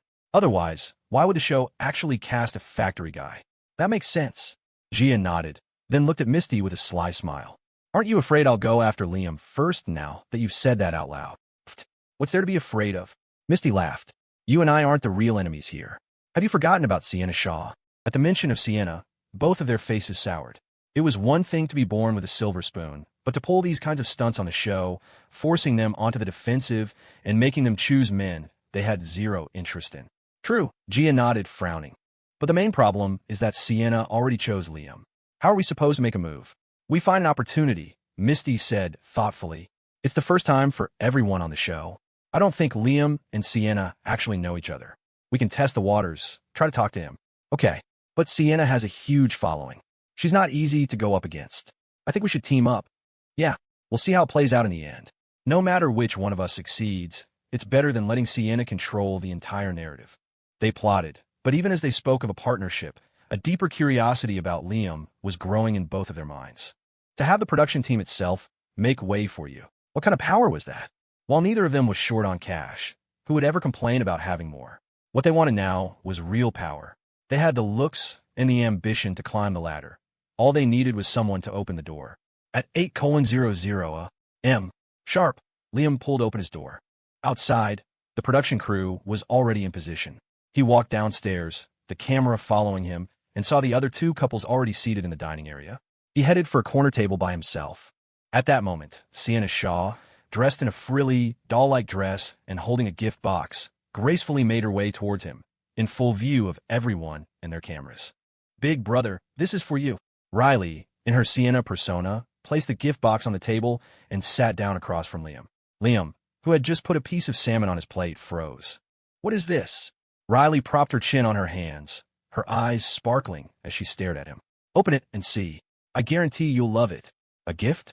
She's giving him a gift? On the second day of the show?" Instantly, the other contestants turned their heads. Misty and Gia were visibly annoyed. Sienna was setting the pace again. At this rate, they would constantly be on the back foot. Besides, shouldn't the man be the one to give the gifts? Now that she'd done this, did it mean they had to prepare gifts too? "Miss Shaw is so considerate. I almost forgot about this part," Julian remarked ambiguously, his eyes glued to the gift box. Hector nodded in agreement. Indeed, Miss Shaw is not only beautiful, but also incredibly thoughtful. Hearing the two men, Misty and Gia's expressions grew even darker. Weren't they just taking a veiled shot at them? The production team, of course, wouldn't let such a great scene go to waste. A cameraman moved in, the lens practically shoved in Liam's face. Following yesterday's viral explosion, the livestream had just gone live this morning and already had over 500,000 viewers, including, of course, Cassandra Thorne. "Ma'am, the computer is set up, and we've replaced the chair with a softer one for you." Evelyn Reed's team had worked frantically to give Cassandra's suite a simple makeover before the show started. Cassandra gave a slight nod, her bare feet sinking into the plush carpet as she walked to the desk and sat down. Evelyn quickly turned on the computer, pulling up the live stream focused on Liam. "Ma'am, these are today's documents for your approval," she said respectfully. "I've organized them. I'll see myself out now." She was met with silence. Taking the hint, Evelyn bowed her head and left. As the door clicked shut, Cassandra's gaze fell on the computer screen. She raised a hand, tapping her index finger against her lips, her expression thoughtful. "Now let's see how you react." Her eyes deepened, a flicker of anticipation in them. The camera was now fixed on Liam. This scene of a woman giving a gift, completely flipping the script, sent the live stream chat into a frenzy. "She's giving him a gift? Holy crap, they must have had a good night. They're already at the gift-giving stage. Did the factory guy really win over Miss Shaw? This has to be scripted, right? No way. I've been a fan of Sienna for years. She's never had a single scandal. Her team never works with male stars. How could it be scripted? Open it. Open it. Let's see what's inside." As the comments scrolled by, Liam's eyes fell on the gift box. The wrapping alone looked expensive. He glanced at Sienna's playful expression and had a feeling this was trouble. This person was Cassandra's sister, whether by blood or not. He didn't know, but Sienna Shaw was clearly just a stage name. And now she was giving him something so valuable. This stank of bad intentions. With that thought, Liam had no intention of accepting. He didn't even bother looking at it closely before pushing the box away. "Thank you, but I don't want to accept this gift." Since he was on camera, he maintained a baseline of politeness. But that single action made the live stream audience explode. He rejected it. "Dude, you didn't even open it and you rejected it? Factory guy, you're getting cocky." Across from him, Sienna's smile stiffened. But she wasn't discouraged. "Big brother, don't you even want to see what's inside?" "What's inside?" Knowing Cassandra's twisted sense of humor, and now with her sister involved, he wouldn't be surprised if a snake jumped out. Liam's mouth twitched. He went back to shoveling food into his mouth, mumbling, "Thanks, but I'm not interested." Not even God himself was going to stop him from finishing this meal today. Seeing Liam focus solely on his food, Sienna could barely maintain her smile. She had thought she could just bring the gift, sweet-talk him into accepting it, and then go back and report her success to her sister. She hadn't expected him to not even bother opening the box. This mission was suddenly feeling impossible. One of them was stubborn as a mule, the other had a heart of stone. Was she supposed to play matchmaker for these two until next year? But as daunting as that was, the fear of being shipped off to Indonesia was worse. Sienna took a deep breath to compose herself. Then, in full view of everyone, she stood up, walked over, and sat down right next to the still-eating Liam. She smiled sweetly, leaned in close, and wrapped her hands around his arm. Her voice was a syrupy, coquettish whisper next to his ear. Come on, big brother, just take a little peek. It's a gift I prepared especially for you. The chat room detonated. She's flipping the script again. Factory guy, you just wanted to see Sienna beg, didn't you? I see right through you. Damn, this factory guy is just handsome. That's all he is? I refuse to accept this. On the 7th floor, the camera zoomed in on Sienna, clutching Liam's arm. Cassandra, who had been calm just a moment ago, now had flames of fury raging in her eyes. You little brat, Riley. You never learn, do you? Cassandra angrily grabbed her phone, about to message Evelyn, when she saw Liam shake Riley's hand off. Miss Shaw, this is inappropriate. Sienna was speechless. Liam's expression at that moment was like something out of a classic novel. A stoic monk, immune to worldly temptations, devoted only to his faith. Except, of course, for the crispy duck leg he was currently clutching in his hand. He took a large bite. The skin was perfectly crispy, the meat tender and juicy. The flavor exploded in his mouth. Is there anything in life more enjoyable than good food? Liam closed his eyes in bliss, completely oblivious to Sienna's darkening expression. So that duck leg is more important than me? Is that it? The chat was filled with a chorus of 666 and comments like factory guy, the food demolisher, and a role model for our generation. For some reason, seeing Sienna get rejected and ignored, a sliver of satisfaction crept into Cassandra's eyes, and a flutter of delight rose in her chest. The sight of him turning down another woman. It truly made her heart sing. As she watched Liam polish off the entire half-plate of crispy duck, Sienna was really starting to lose her patience. The moment he paused to wipe his hands, she grabbed the gift box and tore it open. Inside, nestled in a clear glass jar, hundreds of dazzling, brilliant diamonds flashed under the camera lights. OMG, are those real diamonds? Holy crap, that many diamonds? That's the gift. Sienna gave it. They have to be real. Is the entertainment industry really this profitable? My God, I've never even seen a diamond that big in my life. If someone gave me just one of those, I'd live in their mansion and drive their fancy cars. I'd do anything. You do all that for just one? You're selling yourself short. In the live stream, the chat was on fire. At the same time, the hashtag Sienna gives factory guy diamonds started trending. On set, Julian and Hector were staring, their eyes practically popping out of their heads. While both had some assets, their entire net worth was nothing compared to the value of that gift. Take Hector. As a gym owner and personal trainer, he made a decent 6-figure salary. If he didn't eat or drink for a year, he could maybe afford a quarter of one of those diamonds. But here were hundreds of them on the table. Hector's eyes were practically glowing green with envy. That damn Liam. How'd he get so lucky? It was one thing for Sienna to choose him, but to be given such an extravagant gift. Misty and Gia's faces were just as grim. They had some money, sure, but not even a tenth of what that gift was worth.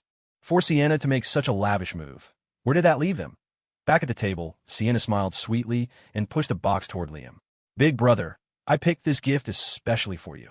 The unspoken message was clear. You had better accept it. Liam, who had just finished his meal, was nearly blinded by the sparkle. Staring at the packaging, he felt a strange sense of déjà vu. This style, wasn't it like those star jars that were popular online a while back? Except, instead of being filled with paper stars, this jar was packed with genuine, high-grade diamonds. He didn't believe for a second that Sienna, whom he had just met, would give him such an expensive gift. So, this had to be Cassandra's handiwork. Glancing at Sienna's beaming face, Liam felt a wave of disgust. That crazy woman had this kind of tacky taste? Was she trying to win him over with gifts like this, hoping he'd willingly become her little canary in a cage? When faced with something of unknown origin and ill intent, Liam knew only one thing to do. Be true to himself. Thank you for the thought, but I don't need it. Instantly, Sienna's smile froze. The live stream chat absolutely exploded. Holy shit, you don't want it? I'll take it. Sienna, can you give it to me? Just tell me we're going to throw it out. I'll be there with a garbage bag. Factory guy, you have officially lost your mind.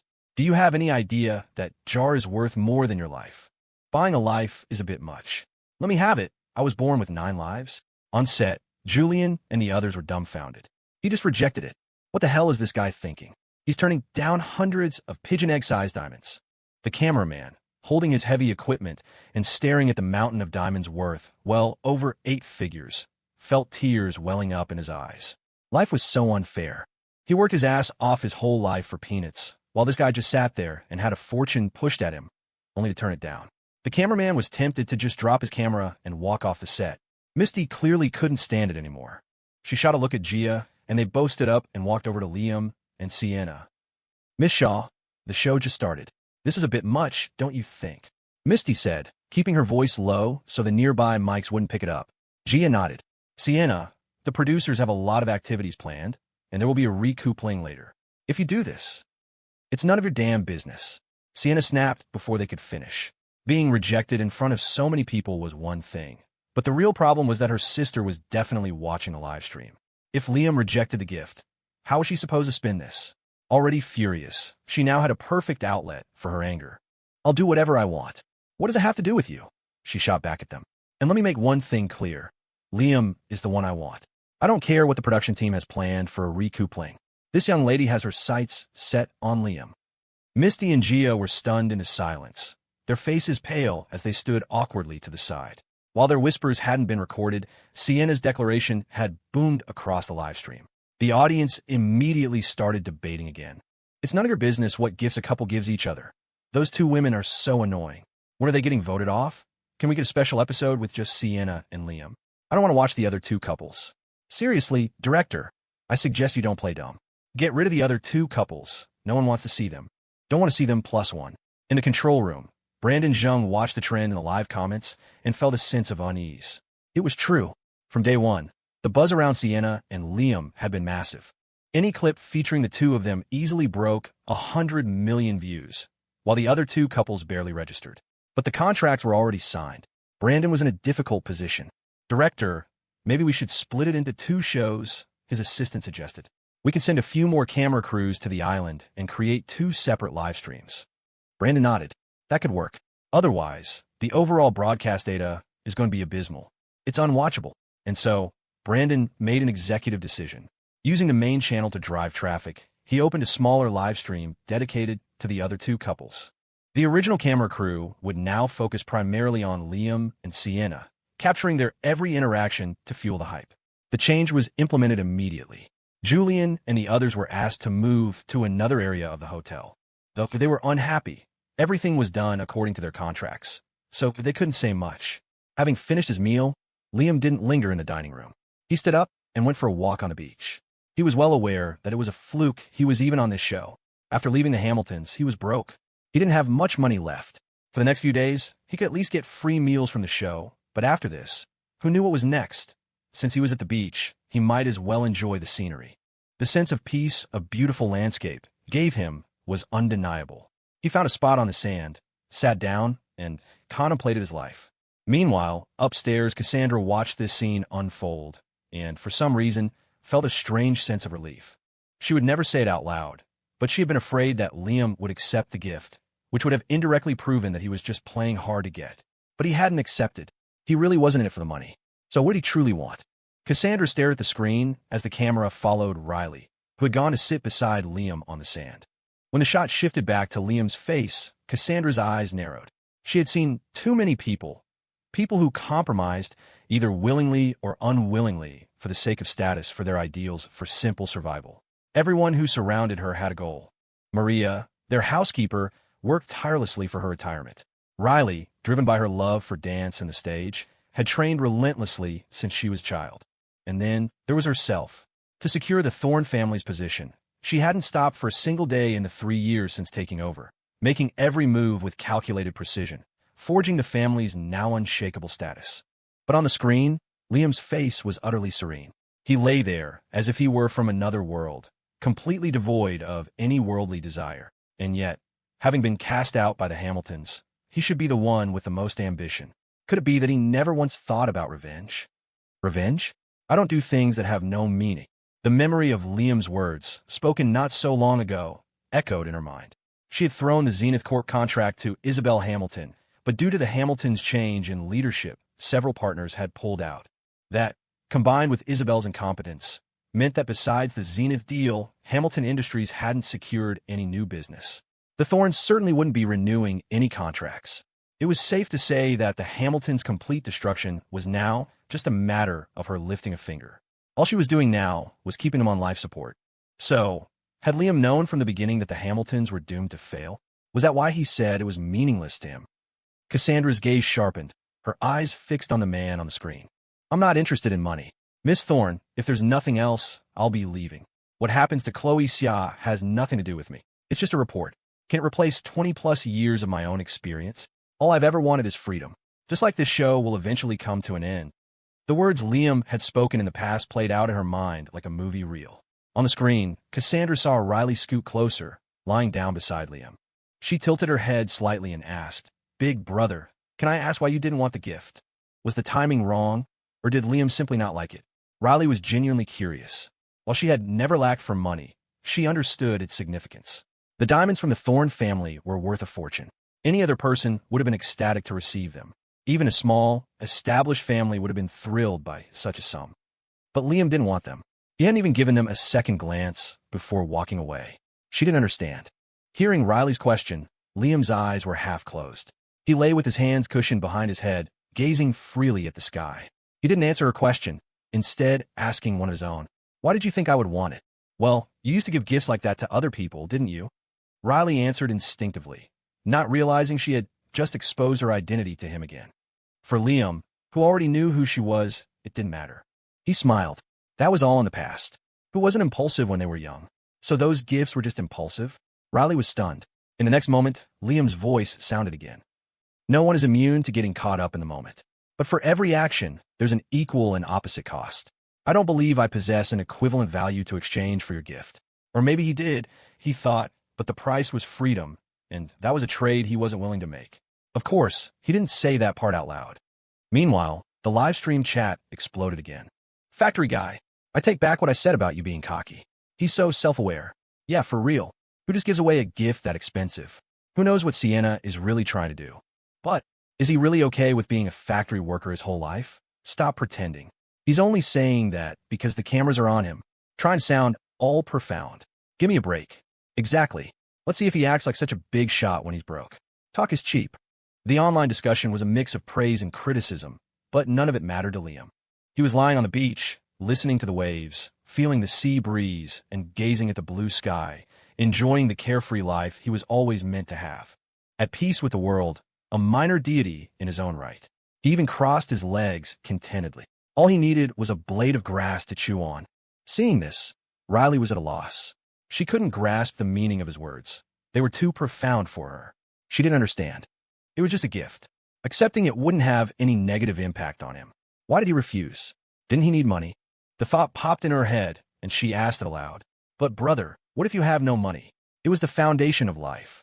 If Liam were destitute right now, without even enough money to eat, she didn't believe he could still speak with such detachment. In the 7th-floor suite, Cassandra also sat up straighter, her eyes glued to the screen. "Then I'll go earn it," Liam said calmly. "Work a job, coast a little. Isn't that normal? What if you can't earn that much?" Riley pressed, her eyes fixed on him.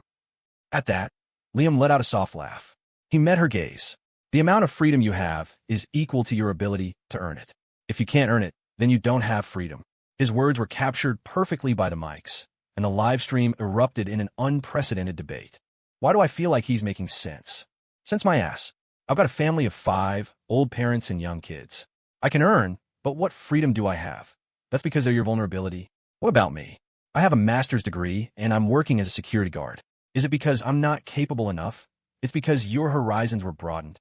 At that moment, the live stream was abruptly cut. On the 7th floor, the computer screen was frozen on Liam's face, the sunlight bathing him in a glow, making him look, if only for a moment, like a truly free man. Cassandra had never met anyone like him. She suddenly felt that sending him diamonds as a gift had been an insult. She was insulting a soul that longed for freedom. In that instant, she realized that some birds are not meant to be caged because their feathers are simply too bright.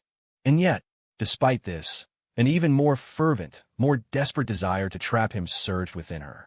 Meaningless, was it? A faint smile touched Cassandra's lips. Her fingers unconsciously stroked the image of Liam's face on the screen, her eyes burning with a bottomless, bloodthirsty possessiveness. "Very well. Then I will become your meaning. Even if I have to break both of your wings, I will force you to stay by my side. Go tell Liam to come see me." Immediately, Cassandra clutched her phone, sending a voice message to Evelyn Reed. The reply came back almost instantly.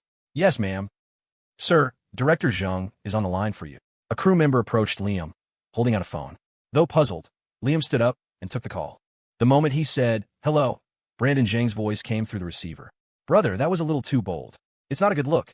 Brandon's tone was relatively gentle. He wasn't blaming Liam for the livestream being cut. But Liam was genuinely confused. "What do you mean?" Brandon sighed, his voice heavy. "That whole speech you just gave about freedom. That's a major taboo. It's best not to bring it up again." It had never occurred to Liam that simply speaking his mind would be considered taboo. "That's a taboo?" he asked with a faint smile. "Hey, brother, you're new to this." Brandon's tone softened, becoming almost pleading. "Just do me a favor on this one." Before Liam could respond, Brandon quickly added, "Oh, right. Brother, there's something I need to tell you in advance." "What is it?" "It's Noel Hamilton," Brandon said quickly. "The Hamilton family paid $90,000 to get her on the show." $90,000? Liam was slightly taken aback. When he left the Hamiltons, their liquid assets were close to $10 million, but that was nearly 2 months ago. Given Isabelle and Jason's management skills, that number should have dropped significantly. He was surprised they could still cough up 90 grand to get Noel on a show. Liam couldn't help but ask, "And you agree?" "Yes." Brandon's voice was audibly guilty. He explained, "Isabelle Hamilton called me personally. Noel will be arriving on the island on day 4. I felt it was necessary to tell you, so you could prepare." "Brother, don't blame me for this, I just—" Brandon continued to ramble, but Liam had stopped listening. A thought suddenly struck him.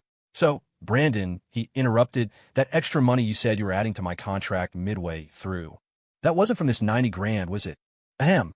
On the other end of the line, Brandon cleared his throat, sounding deeply embarrassed at being caught. "Look, I did it for the money too. You know how it is, brother. I'm a businessman. When there's a profit to be made, you can't say no. Don't worry, I'll send extra staff up there. If Noel Hamilton tries to start any trouble, I've got your back," he explained frantically. Liam was silent for a few seconds, then burst out laughing. "Ha ha ha ha." Brandon was stunned. "Has my brother lost his mind?" "Liam, man, what are you laughing at?" Brandon asked, a hint of fear in his voice. "Did he snap?" "No, it's not that," Liam said, clutching his phone, his stomach hurting from laughing so hard. He wiped a tear from the corner of his eye. "Brandon, you're really something else. But you asked for way too little. Next time, give me a heads up. I used to be part of the Hamilton family. I could have helped you drain them dry, man." Brandon, who had been on pins and needles, was first stunned, then realized what Liam was saying and started laughing too. You should have said so earlier. The contract is already signed," Brandon lamented, but before Liam could speak, he suddenly had another thought. "Wait a minute, Liam. Are you serious?" Liam's eyes glinted. He could already guess what Brandon was thinking. He chuckled. "Of course. You don't trust me? I do. I might not trust others, but I definitely trust you." Who was his brother? He was the guy who had just turned down a multi-million-dollar gift, right? The man had skills. Brandon was ecstatic. "Okay, here's the plan. Give me a rough number, and I'll find a way to squeeze it out of them. We'll split it, say 70-30. How does that sound?" Liam didn't really care about the split. He understood the rules of the business world, though he was less familiar with the entertainment industry. But it was all the same game, really. "Brandon, haven't you already signed the contract?" "Hey, that was just an e-signature for the appearance fee. There are other expenses, aren't there?" Brandon's voice turned devious. "Hair and makeup, screen time, personnel management. All of that costs money. A special guest crashing the party deserves special treatment, right?" Hearing that, Liam instantly understood. It was a classic shakedown. The only thing keeping the Hamiltons afloat was that Zenith Corp contract. Given Cassandra's obsessive nature, that deal must have gone through, though he didn't know the exact value. That contract was an unexpected variable. He needed to ask Cassandra how much liquid capital the Hamiltons had to work with now. Liam's eyes narrowed. If he wasn't mistaken, Cassandra probably only signed that deal because of him. The Hamiltons' lifeline shouldn't have been extended. If they were going to feed on the blood and bones of the person they had thrown out, then he would make sure they vomited it all back up. "Wait for my signal." Staring at the approaching figure of Evelyn Reed, Liam said one last thing before hanging up. He handed the phone back to the staff member just as Evelyn walked up. "Miss Thorne wants to see you," she said, getting straight to the point. She added, "Right now?" This time, Liam didn't refuse. He pointed a thumb toward the hotel and smiled. "Good. As it happens, I have something to discuss with her too." Evelyn was slightly taken aback. She had expected Liam to put up some resistance, not agree so readily. Thinking back to the comments she'd seen on the live stream, she couldn't help but study him. This man was indeed different. It was no wonder her boss was so completely enthralled. The infatuation was probably just beginning. There were long days ahead. This man, she would have to serve him very carefully. 10 minutes later, Liam arrived at Cassandra's suite. After Evelyn pushed the door open, Liam walked straight in without hesitation. Ma'am, he's here. After reporting to Cassandra, who had her back to the door, Evelyn closed it behind her. The room was quiet again, filled only with the soft hum of a humidifier.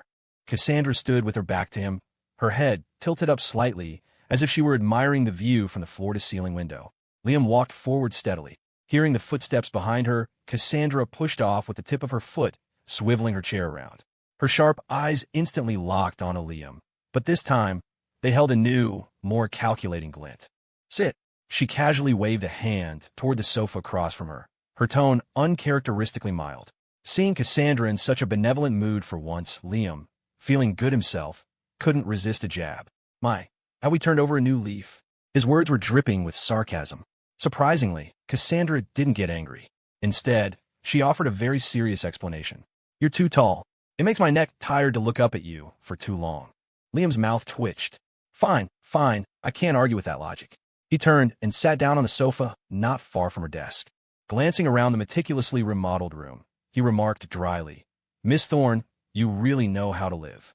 His repeated snide remarks seemed to slide right off her. She showed no sign of anger. On the contrary, she seemed to think Liam was dropping hints. Without answering him, she picked up her phone and sent a voice message to Evelyn outside. Go remodel Liam's room to be identical to mine. He said it, so he must want it. Liam stared at Cassandra in bewilderment. Was she out of her mind? But after all this time, his own mindset had broadened considerably. He couldn't be bothered to explain himself. He simply picked up a cup from the table and poured himself some tea. Putting her phone down, Cassandra saw his movement and slowly rose to her feet. As she stood, the hem of her black dress fell to her ankles. The thin straps of her dress clung precariously to her pale shoulders, and the plunging neckline offered a tantalizing view.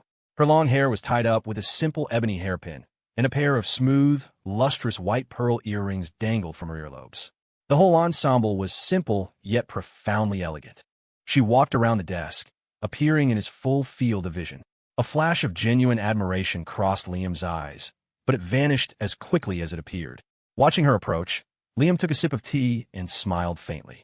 Miss Thorne, surely you're not going to deny me a cup of tea? Cassandra didn't answer. She sat down on a single armchair to his right, draping her arm over the armrest and crossing one leg over the other, revealing a slim, pale ankle and the perfect curve of her leg. I'm thirsty too, she said, staring straight at him, her words a complete non sequitur.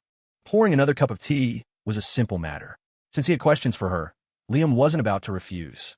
He picked up the teapot and poured a cup for her. As she watched him, her eyes grew hotter. Miss Thorne, your tea. He pushed the cup in front of her, his voice unhurried. The temperature in the room seemed to rise, the atmosphere charged with a sense of him having taken control. Cassandra didn't seem to notice. She stared at the teacup for a long time before finally picking it up. After taking a delicate sip, her eyes narrowed slightly. For some reason, though it was the same brand of tea she always drank, and the water was the same temperature, it tasted sweeter going down. Miss Thorne, why did you summon me so suddenly? Although he was still technically filming, it was a break period. The next shoot wasn't until 6 p.m., so he had plenty of time, but that didn't mean he wanted to sit here indefinitely. Liam decided to get straight to the point. Cassandra leisurely set down her cup, glanced at him, and said, You'll be having lunch with me shortly. Liam blinked. Miss Thorne, lunchtime is at 12. It's only 10:30 now. Did you call me here to sit for an hour and a half? His tone was reasonable, not angry. But throughout history, reasoning with a woman has always been a fool's errand. Cassandra tilted her head, tapping a finger on her cheek as she stared at him. What else? Liam was speechless. A smirk played on Cassandra's lips as she delivered her next, utterly imperious line. You and I still have some accounts to settle. Let's use this time to settle them properly. What accounts? The moment he spoke, Cassandra shot up and walked directly in front of him. In the same old pose, she leaned down, her gaze cold and condescending. Her red lips parted, her voice laced with a suppressed fire that threatened to consume him whole. I told you not to touch other women. But you weren't a good boy, were you? The pad of her finger traced a line along the side of his face, down to his chin, sending an itching sensation through him. If he lowered his gaze just a fraction, he would be met with the stunning sight of her cleavage. But he wouldn't fall for the same trick twice, or a third time. And besides, she was spouting nonsense again. Staring into Cassandra's icy eyes, Liam grabbed her wandering hand. He let out a cold laugh. Why is Miss Thorne so concerned with my affairs? She hadn't expected that. Her hand froze instantly. Concerned? Was she? Her expression flickered with confusion for a moment, and Liam seized the opportunity, forbidding me from having intimate contact with other women, locking me in your house, repeatedly engaging me in these games of chase. Miss Thorne, he said, his voice low, counting off her behaviors one by one. He ended with a question that landed like a 1,000-pound weight on her heart. You haven't fallen for me, have you? It was a more potent provocation than any before. Insolent. How could I possibly like you? She was flustered. Her face flushed a sudden, deep red with the anger of being challenged. She glared at him, her eyes filled with a rare, clumsy panic as she blurted out a lie. You are nothing but a bird I keep in a cage. This is pity, don't misunderstand. If anyone were to fall, it should be you falling for me. Him like her? Don't be ridiculous. If he could fall for her under these circumstances, he'd have to be seriously sick in the head. Liam's mouth twitched, but his eyes remained on Cassandra. It was rare to see her so flustered. Getting a high and mighty ice queen, this worked up. It was actually kind of fun. All right, Miss Thorne, I'll stop joking. Liam knew when to back off. He still had questions for her. Even a corner dog will bite, and pushing Cassandra too far would do him no good. Cassandra instantly realized he had been toying with her. This was the how many times now? Liam could so easily pull at her heartstrings. Could this really be? Liking someone? She didn't understand, and she didn't have time to think about it. Right now, her mind was filled with the rage of being played. Very good. You dare to toy with me. Cassandra's voice was a low growl. She twisted her hand, gripping his wrist tightly. It seems I'll have to punish you properly. This time, Liam had no intention of begging for mercy or firing back. He simply relaxed into the sofa, embracing the chaos. His tone was flat, but with a slight upward tilt at the end. And how do you plan to punish me? Are you going to kidnap me from the show and lock me in your house again? Or maybe put me in an actual cage this time? Caught between resistance and anger, Liam chose to be reckless with his words. He listed off the absurd things Cassandra had done to him, one by one, his expression showing not a trace of fear. His face was a mask of serene acceptance. He was telling this madwoman with his actions that her forced measures could not imprison his free soul. Evidently, his calmness calmed her down as well. Before, she would have unhesitatingly used any means necessary to trap him. But now, after nearly 2 months, she had a new understanding of Liam. Those crude, violent methods would never make him submit. She could imprison his body, but never his heart. And that was no longer what Cassandra wanted.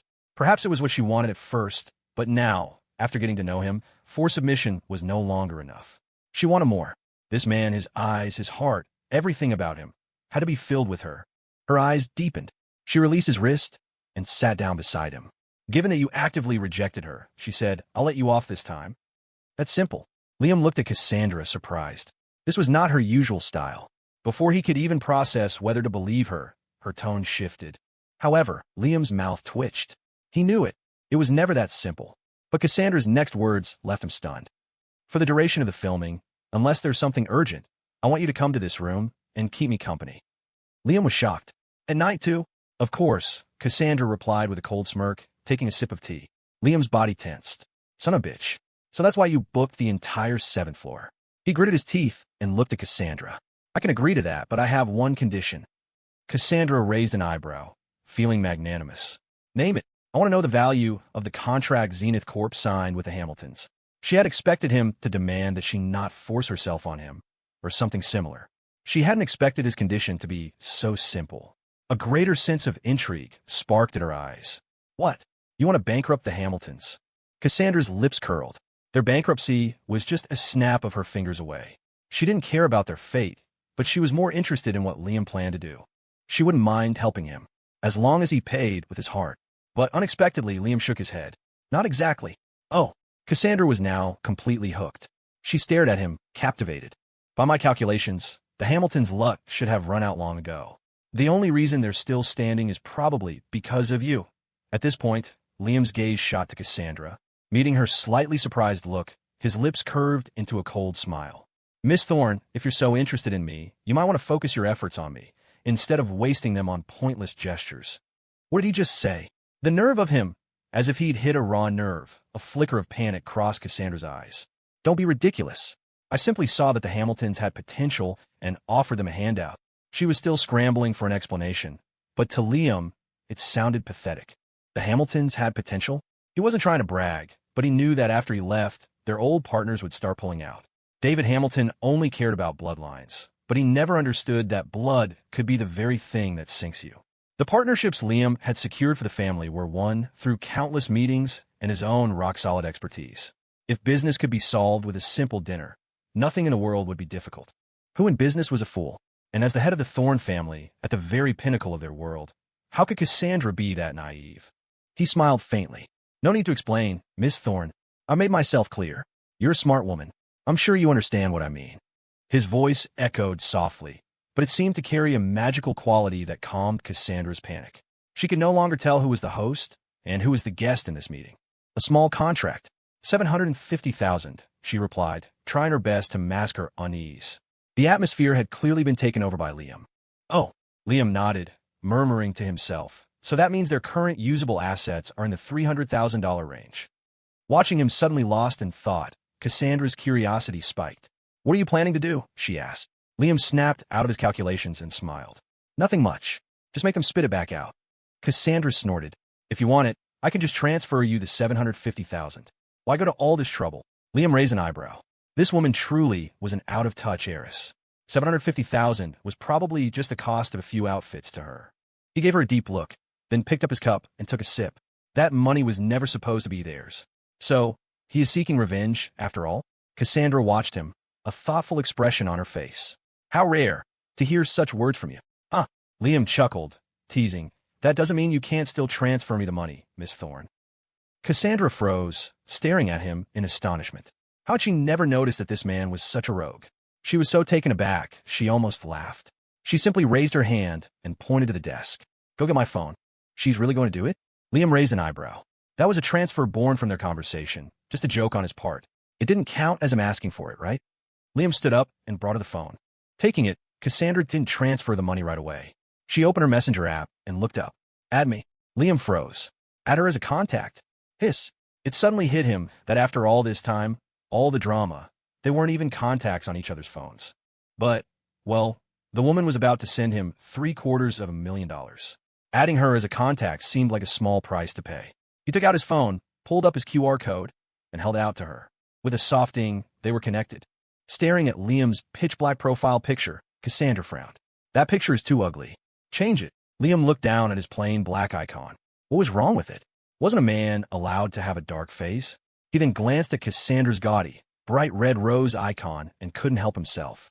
Eris, your profile picture isn't exactly top tier either. Normally, when someone criticized her, Cassandra would get angry. It was a direct insult to her taste. But hearing it from Liam, she frowned. For some reason, she was starting to think the rose looked a little ugly, too. Liam's eyes were on his own phone, watching as a transfer notification for $750,000 popped up. He couldn't help but raise an eyebrow. His bank account finally had some life in it. But before he could celebrate, Cassandra's next words made his jaw drop. Go find a nice matching set and send it to me. Liam, did those words really just come out of the mouth of Cassandra Thorne? Now he was genuinely unsure. Had she actually fallen for him? Was it possible to get addicted to tormenting someone? Liam looked at Cassandra with a sort of weary disdain. Before he could react, she opened a browser on her phone. Forget it. I'll find one.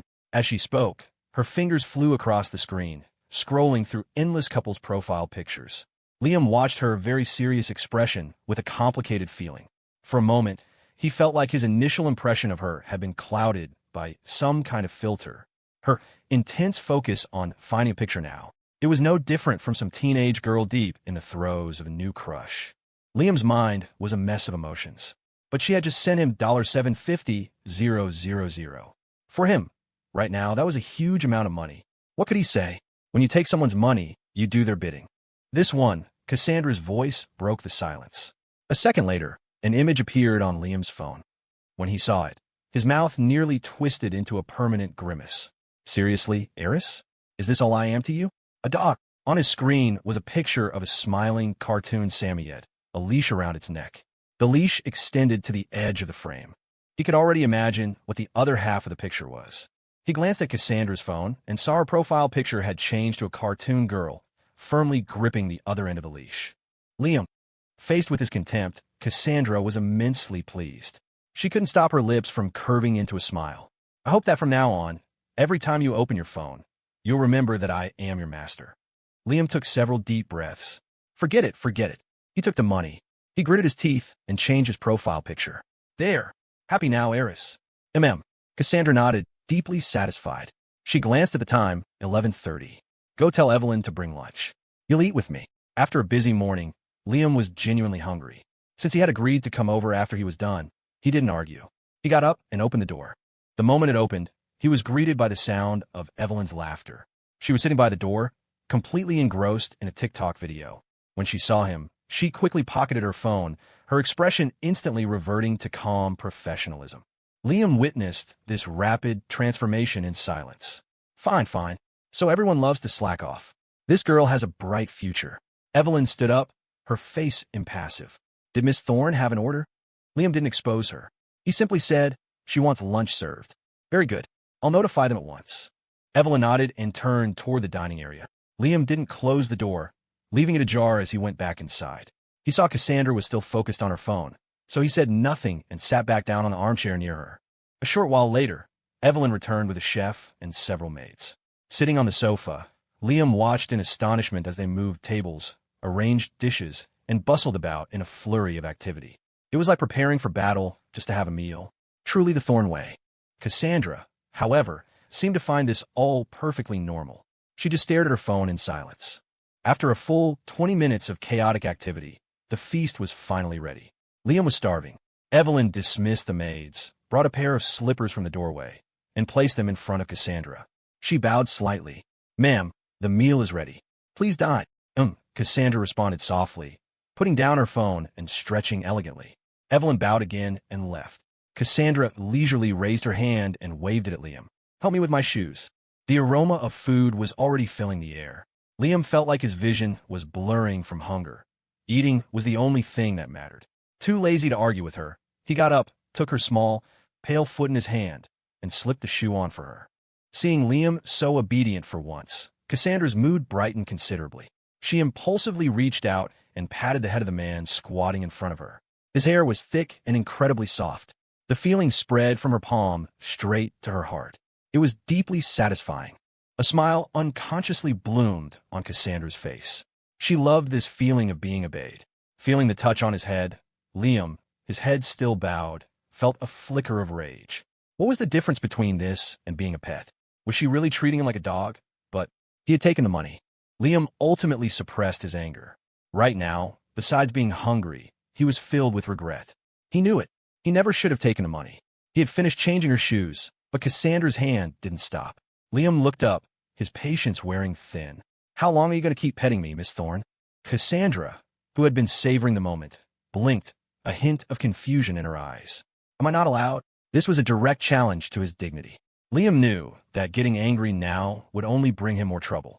He had just managed to get this woman to be slightly less insane. He wasn't about to add fuel to the fire at this critical juncture. Liam took a deep breath, pushing down his anger. He said, half-jokingly, if you want to pet me more, it's going to cost you. Cassandra froze. Is he selling himself to me like a commodity? She would never allow something she had chosen to debase itself like this. To do so would be a slap in her own face. Cassandra shot up, leaning forward and grabbing his chin, her eyes blazing with fury as she stared him down. What did you just say? Liam knew she was angry, but he couldn't figure out why. It made no sense. He was just telling the truth, devaluing himself. What was she so mad about? But even so, he wouldn't back down. Liam knew that if he gave in once, there would be a second time, and a third, and it would never end. He could not let her have her way. Since he couldn't escape this madwoman for now, then if she was going to be crazy, he would be crazy with her. Who was afraid of whom? Miss Thorne, am I wrong? He met her furious gaze without flinching, a calm smile on his face. Think of it as having a pet. When the pet makes you happy, shouldn't you give it a little reward? His words registered in Cassandra's ears, and she suddenly thought, he might have a point. Her eyes flickered, and she smiled. Then I'll reward you. Consider it a prize for your obedience. Liam looked up as Cassandra took out her phone. A moment later, a notification popped up on his own device. A deposit of $15,000. He raised an eyebrow. Serving this heiress. It seemed to be more profitable than working a real job. All right, help me to the table now. Cassandra put her phone down and stood up. Liam's lips curved into a smile. He held his hand out in midair, a mock gesture of service. After you, my lady. Cassandra seemed very pleased. She casually rested her hand on his arm, and he helped her rise and walk to the dining table. After she sat down, Liam, despite his hunger, didn't immediately start eating. He pulled out her chair for her before taking a seat to her right. Cassandra was very satisfied with his respectful attitude. Wasn't this the effect she had been striving for all along? Her mood soared. Looking at the exquisite dishes on the table, she gave a slight nod. "You may begin." "You got it," Liam replied, already starving. He picked up his chopsticks and began a feast. He had no table manners, just wolfing down his food like he hadn't eaten in days. But for a man, there was a certain wildness to it. Cassandra sipped her juice, watching his uninhibited eating with a small, unconscious smile of pleasure. Seeing him eat with such gusto, every bite bringing a look of pure satisfaction to his face, she found herself swallowing. She was getting a little hungry, too. Liam, however, was completely oblivious. He couldn't help it. Cassandra's private chef was a genius. After a few bites of crab meat, his face was a mask of blissful contentment. He had eaten plenty of high-end cuisine before, but nothing had ever felt as satisfying as the food at the Thorne residence. As expected of the Thornes, these chefs were at least 5-star quality. The food didn't just look good, the taste was divine. Who wouldn't be captivated? After about 15 minutes, Liam was about 70 or 80% full. When he finally looked up, he saw that Cassandra's plate was still completely clean. She was leaning back in her chair, a slight smile on her face as she watched him. That smile sent a chill down his spine. He froze for a moment, his mind racing. Cassandra isn't eating. Could the food be poisoned? Considering the woman's methods, Liam's brow furrowed. "Aren't you eating?" Cassandra didn't answer him directly. Instead, she asked with a small smile, "Are you full?" "Pretty much," Liam mumbled, pressing his lips together. Seeing the situation, he didn't dare eat anymore. He picked up a napkin and wiped his mouth. The smile in Cassandra's eyes deepened. She crossed her arms in front of her, her voice cool. "Good. Then you can feed me." "Huh?" Liam looked over, stunned. "Wait, feed? Feed you? Heiress you?" Liam wanted to ask if she didn't have hands, but he bit the words back. He had just managed to get her to listen to him for a bit. It was best not to provoke her. He changed his phrasing. "Are you sure you want me to feed you?" "What? Are you unwilling?" Cassandra's voice turned icy. Though her face was still smiling, a hint of malice crept into her eyes, as if she would explode if he dared to say no. "Willing? Of course I'm willing," Liam quickly agreed. It was just feeding someone. He'd never done it before, but it couldn't be that hard. Compared to constantly running away and being relentlessly pursued by the psycho, it was clearly better to keep her happy. Especially since she was a human ATM. The $750,000 had been an unexpected bonus. He truly hadn't thought she would actually transfer it. If that was the case, he might as well play along for now. He was broke, and to escape, he needed capital. He would trade a little bit of indignity now for a greater freedom later. "First, I'll earn $100 million from her," he thought. "Then I'll take the money and travel the world. The world is a big place. She won't be able to find me. By then, she'll probably be sick of me anyway." Having clarified his strategy, Liam rubbed his hands together. A smile spread across his face as he looked at the dishes. "So, Miss Thorne, what would you like to eat?" "The crab legs," Cassandra said coolly after a moment's thought. "You seem to be enjoying them." Though she had eaten these dishes many times, when you see someone else enjoying something so much, it can certainly reignite your own appetite, especially when it was her pet. Liam didn't hesitate. He picked up a crab leg. High-end dishes were usually prepared meticulously, with fish and shrimp deboned and shelled. It saved him the trouble. He picked up the crab meat with his chopsticks, cradling it with his other hand, and leaned in close to Cassandra's lips. He couldn't resist. He added, in a coddling tone, open wide. He sounded like he was feeding a small child. The gesture sent a jolt of pure bliss through Cassandra. Her entire life had been a high-intensity, tightly wound machine. She had a schedule for when to wake up, when to sleep, what to do, and when to do it. Her life was divided into 1,000 tiny boxes. Eating was merely to satisfy a physical need. This was the first time since she could remember that she had been treated this way. The extreme contrast was comfortable, an unprecedented experience. In front of her pet, she felt like she was finally being herself. She was relaxed, and only in front of Liam. She obediently opened her mouth. As the savory flavor of the crab exploded on her tongue, her eyes filled with a satisfied pleasure. Like someone sharing their favorite food, Liam temporarily set aside his prejudices against Cassandra. He couldn't help but ask with a hint of anticipation, "How is it? It's acceptable." After swallowing, Cassandra gave a slight nod. She didn't have many thoughts on the matter. It was just her usual meal. The only difference was that today, it had an added sweetness. While enjoying the moment, she didn't think about any of her troubles. Temporarily setting aside Cassandra's motives, Liam felt a sense of satisfaction, the kind you get from sharing something you enjoy with someone who gets it. He smiled. Say what you will, but your chef's cooking is truly top-notch. I've eaten a lot of good food, but your family's is the best. It was just an offhand remark, a passing thought. But to Cassandra's ears, the words were exhilarating. Her pet was willing to share with her. Doesn't that mean he trusts her? Thinking back to the wild beast who was snarling at her just a few months ago, now so trustingly sharing his joy with her, she was absolutely thrilled. It wouldn't be long now, she thought. Soon, his eyes would be filled with nothing but her, his heart overflowing with her. He would beg her, frantic, not to leave. The moment she wasn't by his side, he'd be tormented, desperate to possess her like a madman through the night. The slow burn, the extreme contrast. It was intoxicating. Relishing the satisfaction of being understood by one of her own kind, Liam rolled up his sleeves, eager. What else do you want? I'll get it for you. A slow smile spread across Cassandra's lips. Anything is fine. Then let's try a bit of everything. That caviar I had was amazing. Let me pair it with some of your chef's champagne chicken tranche for you. Liam began assembling a small plate, his voice a low, enthusiastic murmur. He was making recommendations, sharing his experience, but to Cassandra his voice began to fade, becoming a distant, blurry echo, like a voiceover. What came into sharp focus was the look in his eyes, the genuine desire to share, and the simple, steady motion of his hands as he selected the food. In that single moment, an infinite well of motivation surged within her. She wanted to eliminate every obstacle in his path, including his fear of her. Once she solidified his belief that he belonged to her, all his stubborn obsessions with freedom and fear would transform into the very chains that bound him to her. The thought was exhilarating. A thrill shot through her, and she subconsciously pressed her thighs together. In that future, she would be the only one in his world. He would constantly seek her out, ache for her presence.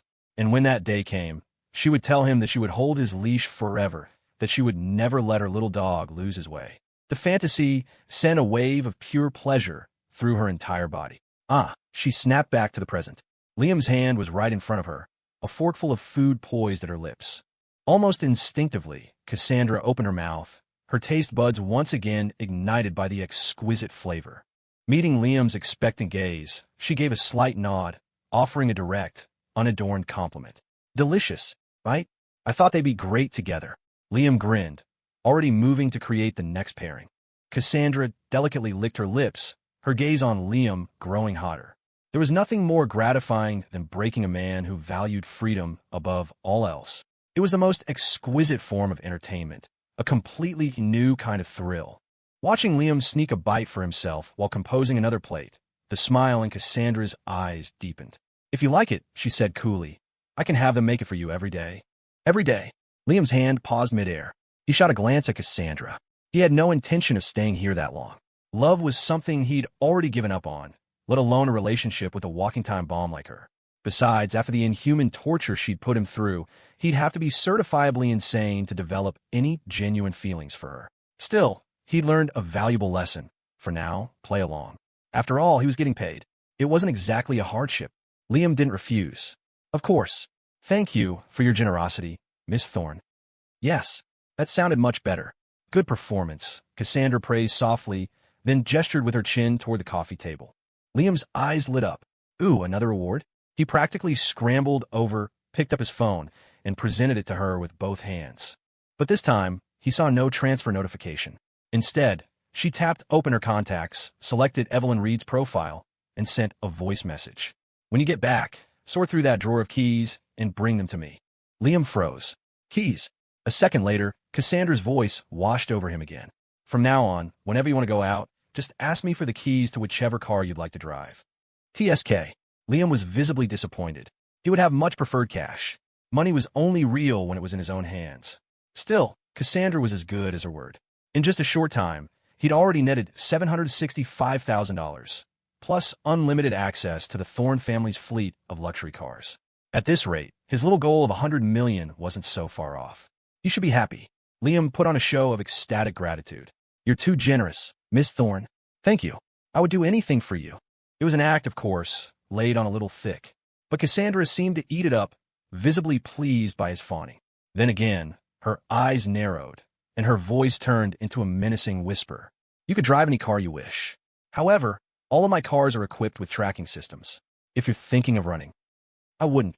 Liam shook his head vehemently before she could finish, swearing his allegiance. You have nothing to worry about, Miss Thorne. I would never run away in one of your cars. Of course, he thought, I could always use a different car. And cars aren't the only way to travel. Good, Cassandra nodded, satisfied. She gestured back toward the food. Continue, right away. Liam nodded, quickly sitting back down beside her and carefully feeding her one delicate bite after another. Lunch lasted for well over an hour. But Liam didn't mind at all. He was, for the moment, perfectly happy to play his part. After they finished, Liam called for Evelyn Reed. As she and her staff cleaned up, Liam used the excuse of going to the bathroom to slip back to his room. He quickly caught up with Brandon Jung about the Hamilton situation. Over 400 grand? Liam, man, that's a lot, Brandon said, the stress evident in his voice. 150 grand, maybe, but 450? There's no way I can justify that as a production expense. A sly grin spread across Liam's face. Don't worry. If I'm telling you the number, it means I have a way to get it. Brandon's voice immediately brightened. Dude, tell me. Go to Isabelle Hamilton. Tell her the show is blowing up and you're planning to bring on 2 more contestants. They'll arrive on the 4th day, at the same time as Noel.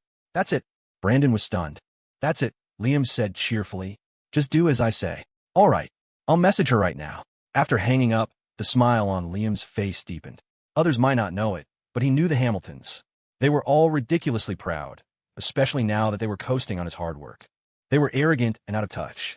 Arrive on the island at the same time as a couple of nobodies? No, Noel would never allow it. She would have a complete meltdown. Just as Liam predicted, the moment Isabelle got the news, she told Noel. Hearing that she would have to share her arrival with 2 nobodies, Noel exploded. Izzy, no way. I've been in this business for years. You can't have me show up with a bunch of randoms. That's humiliating, she shrieked over the phone. Besides, we have a goal here, remember? How am I supposed to work my magic with all those extra people around? Izzy, come on, just talk to the producers. If you have to, just buy out the whole show. Isabelle's brow furrowed as she cut her sister off. Buying out the show isn't realistic. You know our situation right now. A lot of our partners have pulled their funding. I don't even know what we're going to do after we deliver the Zenith Corp order next month. Only after taking over did Isabelle realize how difficult it was to run a company. One big contract couldn't sustain them forever. She had to constantly work her connections. She'd been to countless industry events lately, but without fail, the moment people heard she was a Hamilton, the conversation would die. The Zenith Corp deal was only a temporary lifeline. She was already starting to panic about where the next contract would come from. Nothing about her family had changed. The key people were all the same, but for some reason, there was an indefinable chill in the air whenever she spoke to her peers. Add to that the constant pressure from her parents and Jason's uselessness. The last month and a half had been an absolute nightmare. She found herself thinking of Liam countless times. When he was around, she never had to worry about any of this. Izzy, what are you so afraid of? Noel's voice, full of bravado, snapped her out of it. We landed the Zenith Corp contract. You think we're going to have trouble finding other partners? Please, those people are just jealous. Our competitors couldn't get the Zenith deal, so now they're lashing out. Besides, Noel continued, her logic sounding perfectly reasonable. If we can work with Zenith once, we can do it again. We'll just talk to them about renewing the contract. Easy. Noel's words made sense. Perhaps the immense pressure of the last few weeks had exhausted her, filling her head with paranoid thoughts. You have a point, Isabelle conceded, but buying out the entire show is still not feasible. I've seen it. It's a massive hit right now. The unspoken words hung in the air. We don't have that kind of money. Noel laughed. It's fine. We don't have to buy the show, just a guest spot. I'll be the only one making a grand entrance. Once I'm famous, the money will be rolling in. It'll be a matter of minutes. That, too, made a twisted kind of sense. The money in entertainment was fast and plentiful. If Noel became a household name, the Hamilton family status would be elevated to a whole new level. A family of their stature couldn't rely on just one small company, could they? Isabelle found herself agreeing. All right, I'll talk to the director, Brandon, right now. Getting her sister's approval, Noel was ecstatic. Okay, sis, you just watch. I'll make sure Liam gets what's coming to him. If he doesn't apologize to our Jason, I'll make his life a living hell. After hanging up, Isabelle immediately dialed Brandon Zhang's number. Brandon, having set the trap, had his phone right in front of him, just waiting for Isabelle to walk into it. The moment her name popped up on the screen, he answered. Isabelle got straight to the point. Brandon feigned a moment of stunned silence. Damn, Liam really did have the Hamiltons figured out. His brother had them wrapped around his little finger. To prevent Brandon from hesitating and letting the opportunity slip away, Isabelle laid her cards on the table. $300,000. I'll give you $300,000, and let's consider it the start of a friendship. If you ever need anything from the Hamilton family in the future, we'll do everything in our power to help. Brandon raised an eyebrow. That was even less than Liam had predicted. That wouldn't do. What kind of businessman wasn't greedy? He feigned hesitation. Miss Hamilton, my show is pulling in over $20,000 a day in viewer gifts alone. With more female guests coming on, the ratings will only get higher. Your offer is... Isabelle bit her lip. The most the company could spare right now was about $465,000, and that was from the profits of the Zenith contract. Was she really going to spend almost all of it? But you have to risk it to get the biscuit, right? Bigger investments yield bigger returns. It was something Liam himself had done. When the company was just starting out, he had undercut competitors by slashing their own profits, making the Hamilton name famous in just 3 months. The returns they got later far outweighed those initial sacrifices. She had seen him use this exact tactic, and it had worked. If Liam could do it, so could she. Gritting her teeth, Isabelle summoned the decisiveness of a leader. $450,000. Hearing the strained voice on the other end, Brandon knew he'd hit their limit. His brother was a goddamn prophet. He'd predicted the amount almost to the dollar. Done, he said, no longer hesitating. He quickly sealed the deal, adding a touch of faux regret. Oh, what a shame. I was looking forward to bringing on those other two. But you're just so decisive, Miss Hamilton. I guess I'll have to tell them the deal is off. A smile spread across Isabelle's face. It was the first time anyone had praised her like that since she took over. She was deeply satisfied. Of course, a show the Hamiltons have their eye on can't have any imperfections. I'll send over the contract. You could just sign electronically, Miss Hamilton. Brandon was barely suppressing his glee. Isabelle agreed without a second thought. Fine, send it over. The call ended. Brandon moved fast, drafting and sending the contract in under 10 minutes. Isabelle gave it a quick once-over, then signed her name in the bottom right corner. The moment she sent the signed contract back, an unprecedented feeling of exhilaration washed over her. She felt like this day should be marked on a calendar.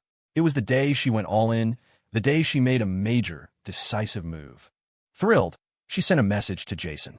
Jason, book a table at the Sovereign. I'll take you out to dinner tonight to celebrate you getting out of the hospital. A reply came back almost instantly. Thanks, sis. As requested by Cassandra, Liam went to her suite after his call with Brandon. It was now 2:30 in the afternoon. Cassandra was already at her desk, engrossed in a stack of contracts Evelyn had delivered. The papers were piled so high they formed a small mountain. Even at his peak, Liam had never had to review so much paperwork. Seeing Liam, Cassandra pointed to the chair beside her desk, motioning for him to sit. Liam obediently sat down. His eyes scanned the documents on her desk, noticing contracts for sums as small as a few $1,000s. He couldn't help but ask, "You approve this stuff yourself?" Cassandra slowly raised her gaze, her tone cool and detached. There are no small matters in business. Well, damn. Looking at her now, Liam had to admit there was a reason Cassandra Thorne was the undisputed head of her family. Putting aside the fact that she was a complete psycho, she was at least incredibly diligent in her work. He thought back to his own time as CEO, how he'd had to personally approve every department manager's dinner expenses.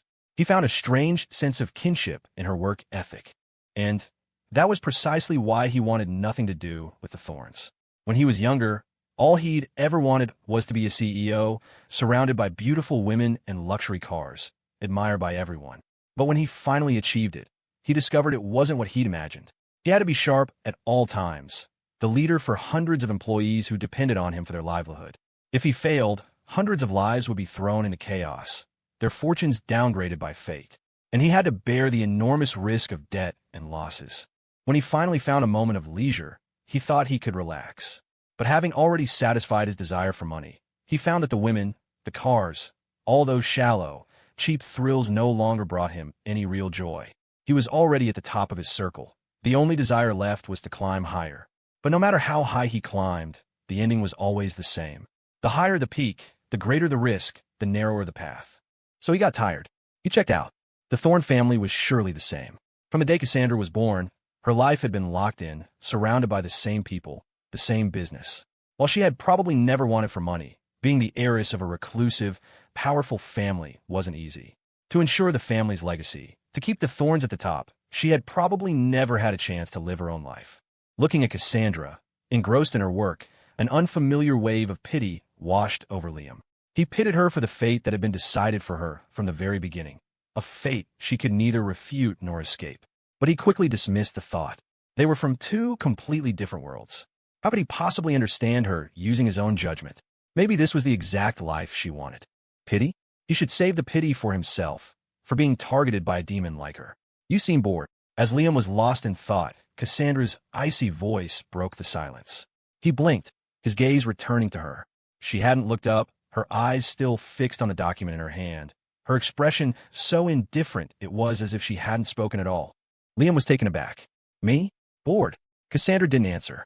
She simply lifted her teacup, took a sip, and then nonchalantly pointed to the mountain of files beside her. Help me with these. Huh? Liam was stunned. Seriously, lady? I was just praising your work ethic, and now you're pulling this. Seeing his hesitation, Cassandra glanced up, peering at him over the top of the files. What? You don't know how. The question was entirely rhetorical. At least, it was to Liam. He was sure Cassandra had already done a thorough background check on him. The Thorne family might be a corporate giant, but a contract was a contract. The language was universal. But Cassandra was asking him to approve Thorne family documents. Was she out of her mind? To Cassandra, however, his hesitation looked like fear. As her pet, she was granting him the privilege of understanding her work. It was a gift. It was only natural that he would be intimidated. What if I sweeten the deal? She thought. He'll probably be overwhelmed with gratitude. Don't worry, she added, almost impatiently, her eyes never leaving him, eagerly anticipating his reaction. Those are just small contracts. Evelyn has already vetted them. You just need to double-check. Holy hell. Thorne family contracts. Even small ones. If he read enough of them, he'd get a clear picture of the company's entire operational flow. The one thing he lacked most was knowledge about Cassandra. The more he learned, the more ammunition he'd have for his eventual escape. Know your enemy and know yourself, and you will never be defeated. Since she was offering him the keys to the kingdom, why would he refuse? Liam excitedly rubbed his hands together under the table. Then, I'll get started. Noticing the undisguised joy in his eyes, Cassandra couldn't help but raise an eyebrow. He really was happy. Her own mood instantly lifted. Go ahead. Be thorough. You can count on me. Liam replied with a grin, immediately grabbing a file and starting to flip through it. He was a professional. The moment he picked up a contract, he knew exactly which pages were important. Within moments, he was completely absorbed, a statue whose only movements were the flicker of his eyes and the slight tilt of his head. Sunlight streamed through the window, illuminating the desk.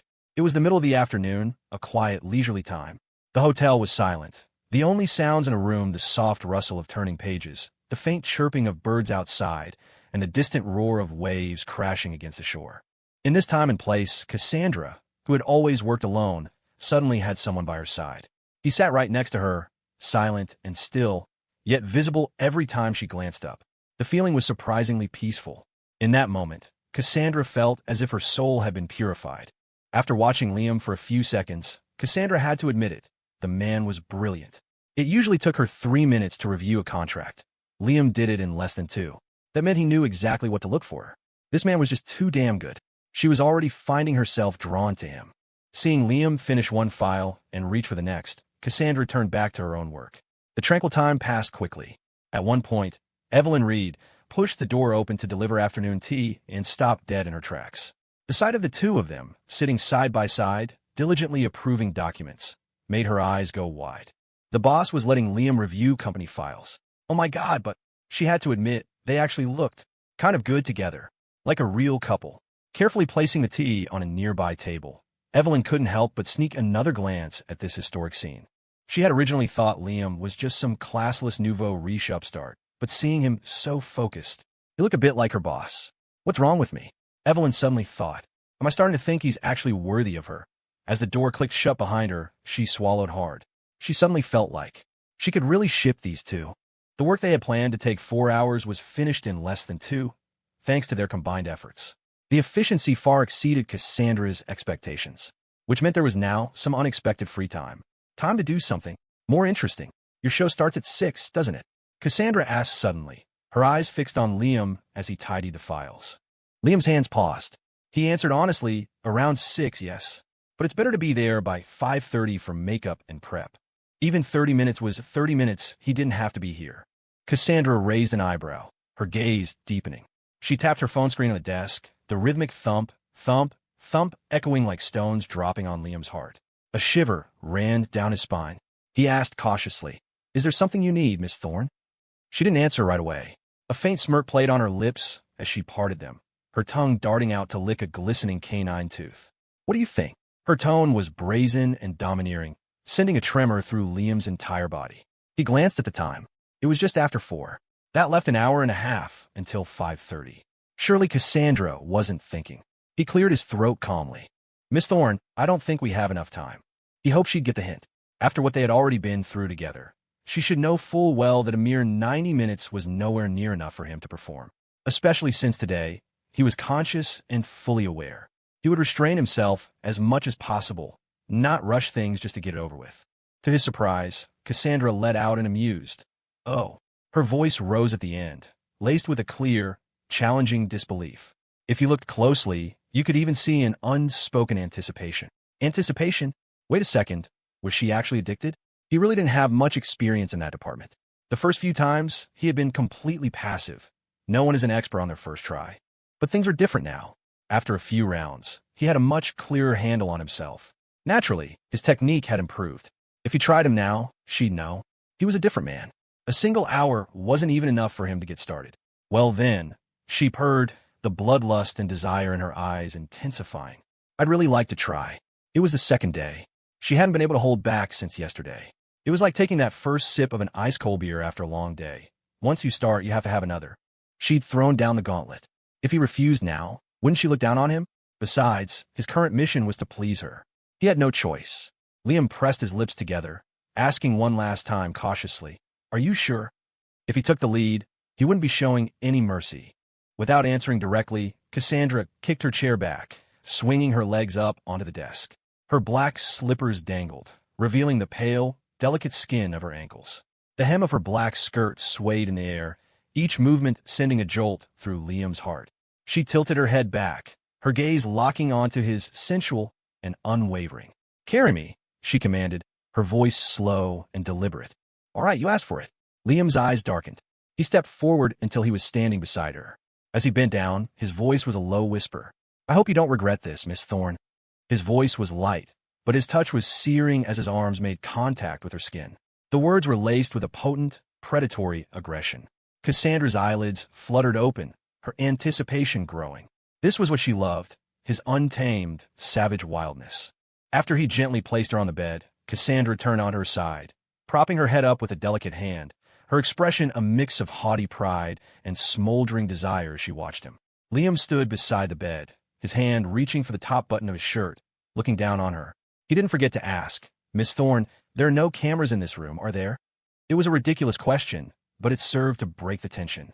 Cassandra laughed, the taut strings of her control finally loosening. Her eyes, however, remained locked on him. "There's no one else in this room," she purred. "Only you and me." "Good," Liam replied, a smile playing on his lips. Before his buttons were even undone, his leg was on the bed, pressing down. A wave of heat washed over them. Cassandra hadn't expected him to move so suddenly.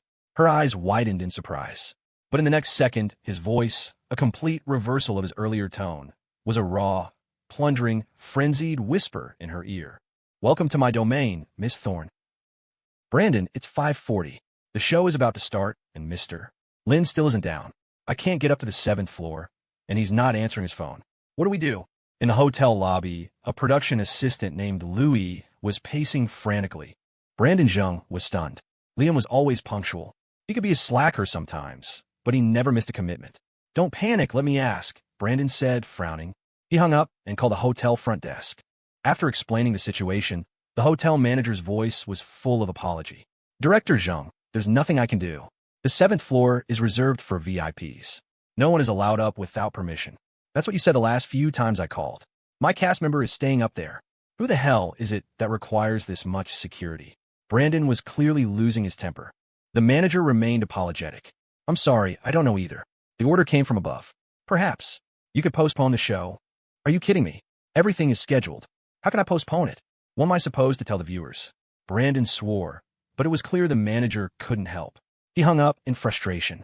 The incident did make him curious, though. If the guest was so important, why hadn't they kicked Liam out? Could it be that the power behind the scenes was connected to Liam? But damn, his brother had really left him in the lurch this time. As the minutes ticked by, Brandon had no choice but to give his assistant an order. Go live as scheduled. Just say Liam isn't feeling well. Say he has a fever. We'll cut to him later at an unscheduled time. Yes, sir. Huh. Liam wiped the sweat from his forehead.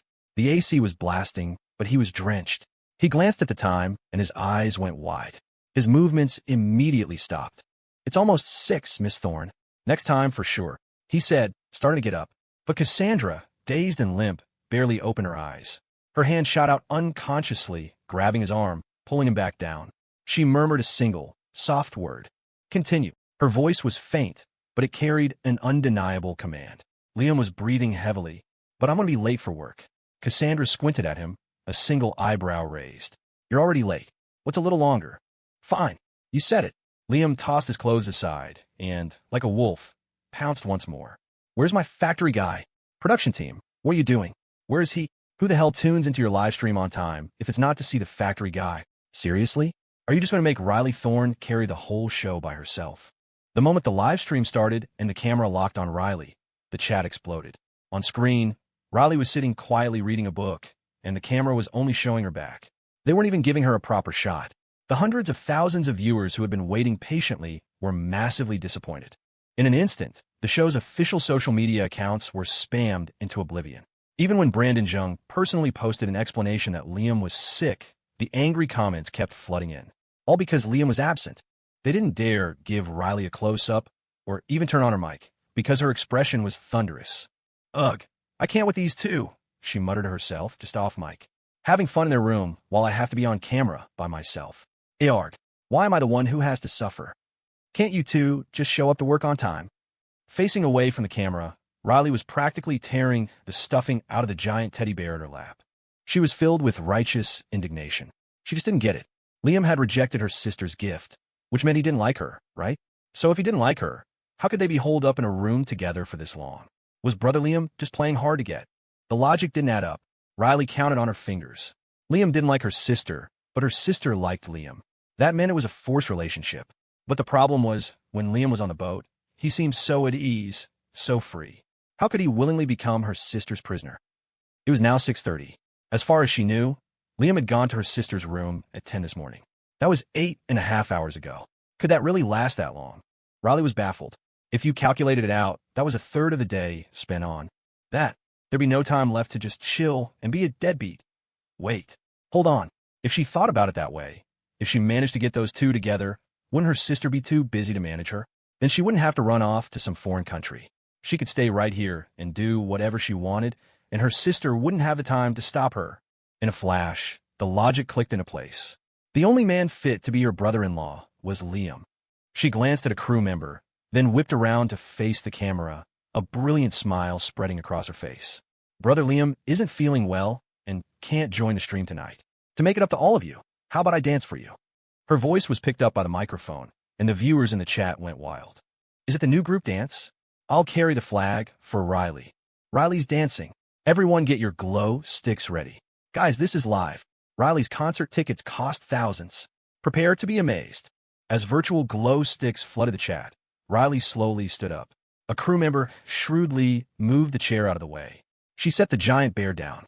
As the music started, her graceful figure began to move in front of camera.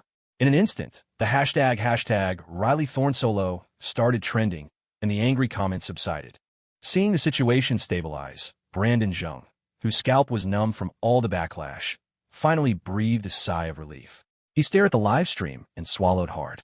No matter what he'd said earlier, Riley had just sat there fuming. But now, she was being so proactive. Had she had change of heart? His gaze drifted uncontrollably to Riley. Brandon was starting to get a little jealous of his good brother. The viewers thought this was all a publicity stunt, but only those on the production team knew the truth. This wasn't a stunt. Riley Thorne was genuinely interested in Liam. Where the hell did his brother get this kind of luck to have someone like Riley fall for him? It was 7 p.m. by the time Liam emerged from Cassandra's suite. After their 2.5-hour activity, he was, frankly, a little tired. Not that Cassandra was any better off. He could at least stand up and walk out of the room. Cassandra had long since passed out. As he pulled the door open, Liam saw Evelyn Reed scrolling on her phone, slacking off. The moment she saw him, she scrambled to put her phone away. A corner of Liam's mouth twitched. "You can keep playing," he said coolly. "Your boss is asleep." Evelyn's hand froze. She looked at Liam, surprised. "The boss is asleep?" she asked. "Yeah." Liam nodded. He was about to leave when he remembered something. He turned back, his gaze flickering toward the two hulking bodyguards standing like statues at the door. He cleared his throat and couldn't help but ask, you guys didn't hear any noises, did you?" "Noises? What noises?" Evelyn looked at him, confused, then instinctively explained, "This is a 5-star resort hotel. The soundproofing is excellent." Liam let out a sigh of relief. "Good to know." He didn't linger. "I'm heading back to my room, then. The show should be live by now." Mumbling to himself, he walked away. Watching Liam's retreating back, Evelyn frowned. Why would he ask about noises? Could it be that he'd done something terrible to her boss and was afraid they heard? The thought set off alarm bells in Evelyn's mind. She immediately pushed open the door to the suite and rushed inside. But the moment she stepped past the entryway, she was stunned by the scene before her. The room, which had been spotlessly clean earlier, now looked like a fierce battle had taken place. The bedsheets were pulled halfway on the floor, the comforter and pillows were scattered everywhere. It was a complete mess. The spot where Cassandra lay, however, was neatly arranged. She was wrapped in a blanket, sleeping soundly. Seeing this, Evelyn swallowed hard. Anyone would know what had happened here. Damn, these two are wild. Liam looked so refined and gentle, who would have thought? And she was even more surprised that her boss would be so uninhibited. Looking at it this way, they really were a perfect match. Evelyn didn't dare to breathe, let alone let her imagination run wild. She was about to tiptoe out when Cassandra's voice, light as a feather, drifted from the bed. "What time is it?" As if completely drained of energy, her voice was faint, without a trace of its usual strength. Evelyn took a deep breath, her heart pounding as she checked the time. "Miss, it's 7 o'clock. "Oh," Cassandra acknowledged. Her voice was incredibly weak, but filled with absolute possessiveness. "Go tell Liam. After the show, he's to sleep here." Again, a shiver ran down Evelyn's spine, but she would never dare to question her boss's orders. "Yes, I understand, miss," she replied quickly, then left. Liam, having freshened up, had just left his room when he ran into Evelyn. Her cheeks were flushed, and her eyes darted around nervously as she spoke. Mr. Lynn, the boss said, after the show ends, you were to go to her room." Liam's mouth twitched. This woman was incredible. Even after all that, she wasn't going to let him go. He'd thought she was asleep. "All right, I got it," Liam nodded. As he turned to leave, he said to Evelyn, "I'm heading to the shoot now." He then walked away. Evelyn didn't dare to look at him for too long and hurried back to her post outside Cassandra's door. Downstairs, it was time for dinner. Because the two shows were filming separately, the cast members were eating in two different restaurants. Misty Rain and the others were in the dining room near the base of the stairs. Just as Liam reached the bottom floor and walked past the restaurant entrance, Misty Rain, who was on camera, spotted him. She immediately used the excuse of going to the bathroom to intercept him. As Liam was heading toward the restaurant where Riley was, he heard Misty's voice from behind. "Mr. Lynn." Liam paused, turning around in confusion. Misty Rain walked toward him gracefully, a bright smile on her face. "Mr. Lynn, I heard you were sick. Are you feeling any better now?" "Sick?" Must have been the excuse Brandon came up with. Liam instantly understood and nodded. "A little better." Misty blinked, then suddenly took 2 steps forward, standing right in front of him. "You should take good care of yourself, Mr. Lynn. The weather on this island is so unpredictable. Your health is the most important thing." He didn't even know Misty Rain. They had seen each other, at most, but had never spoken a word. For her to suddenly show such concern. If she didn't have some ulterior motive, he'd eat his hat. A Cassandra and a Riley were already more than he could handle. Liam had no interest in getting involved with any more of them. He just nodded curtly. "Thank you for the advice, Miss Rain." His cool response clearly surprised Misty. She was a beauty influencer with millions of followers. While she couldn't compare to Riley, she was very confident in her appearance. Even Julian, the CEO, was always polite to her, but not Liam. This only strengthened her conviction that Liam had powerful backers. This was a rare opportunity. Her eyes flickered. She was about to step forward and grab his arm to chat a bit more. But just as her hand was about to touch him, Riley's voice rang out. "Brother Liam, you're here." Having spotted Liam through the restaurant's glass wall, Riley rushed over excitedly. The livestream chat instantly lit up. "Factory guy's fever broke. Is he feeling better? He better make it up to our baby Riley. she held down the fort all by herself. As she arrived, Riley saw Misty in front of Liam and immediately understood. She blinked, her voice laced with innocent curiosity. "Sister Misty, aren't you going to keep Brother Julian company?" Her voice wasn't loud, but it was dripping with wide-eyed curiosity. She even deliberately pressed herself closer to Liam's side. Instantly, Misty's face went pale. The livestream audience noticed the exchange immediately. "What's Misty Rain doing here? I want to see Riley and Liam. Is she trying to get with Liam? She looks like she's up to no good. You little schemer. Try to cut in line? Factory guy belongs to our Riley. Get lost." Even though no one on set had their phones, the cameras were right there. As a longtime internet personality, Misty knew exactly what the consequences of Riley's words would be. Her eyes darkened. She quickly said, "Miss Thorne, you've misunderstood. I was just on my way to the restroom and happened to run into Mr. Lynn, so we exchanged a few pleasantries." As she spoke, she shot a smile at Liam, praying he would help her explain. She never would have guessed that Liam had no interest in getting involved in other people's drama. Meeting Misty's pleading gaze, Liam simply stuffed his hands into his pockets, the very picture of someone who couldn't care less. Riley pouted, looking at Misty with an expression of pure innocence. "Oh, I thought you were trying to steal Brother Liam from me, Sister Misty. I guess I just misunderstood." Her words were direct, hitting their mark perfectly. Viewers who hadn't been thinking that way were now completely led by her narrative. Misty froze on the spot, momentarily speechless. To make matters worse, Riley then looked at her with an apologetic expression. "I'm so sorry, Miss Rain. I guess I just overreacted." With that one move, the live stream chat exploded. "Riley, why are you apologizing? It's obvious she was trying to steal Liam from you. Factory guy belongs to Riley and no one else. Get that green tea bitch out of here. She's so annoying. Can we vote Misty Rain off the island? Why does she have to come out and cause trouble?" Even without seeing the comments, Misty knew what was happening. She had just wanted to exchange a few words with Liam. She never thought Riley would cut her off. Not only had Riley been leading the narrative since the show began, but now she was being made out to be the bad guy. And the worst part was, she had to accept this apology. Misty shot a venomous glare at Riley, then forced a smile.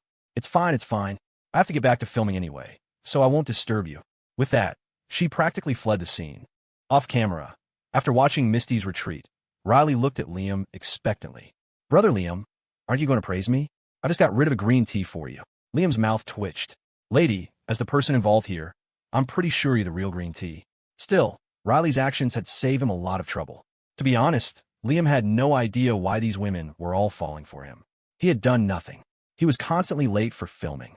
What would they possibly see in him? But having Riley as a human shield was undeniably useful. He raised his eyes slightly. "Nicely done." Receiving Liam's praise, Riley practically vibrated with joy. She pressed herself against him, nudging his arm with her shoulder excitedly. "Brother Liam, let's go. Time to eat." Liam grunted. He really was hungry. After resting for a bit, his stomach was already growling. He didn't resist, following Riley into the restaurant. It was the same as always. He focused on his food, devouring it like a wolf, while Riley sat across from him, a smile on her face, her eyes fixed on him with an unreadable expression. After dinner and a little more small talk with Riley, the live stream came to an end.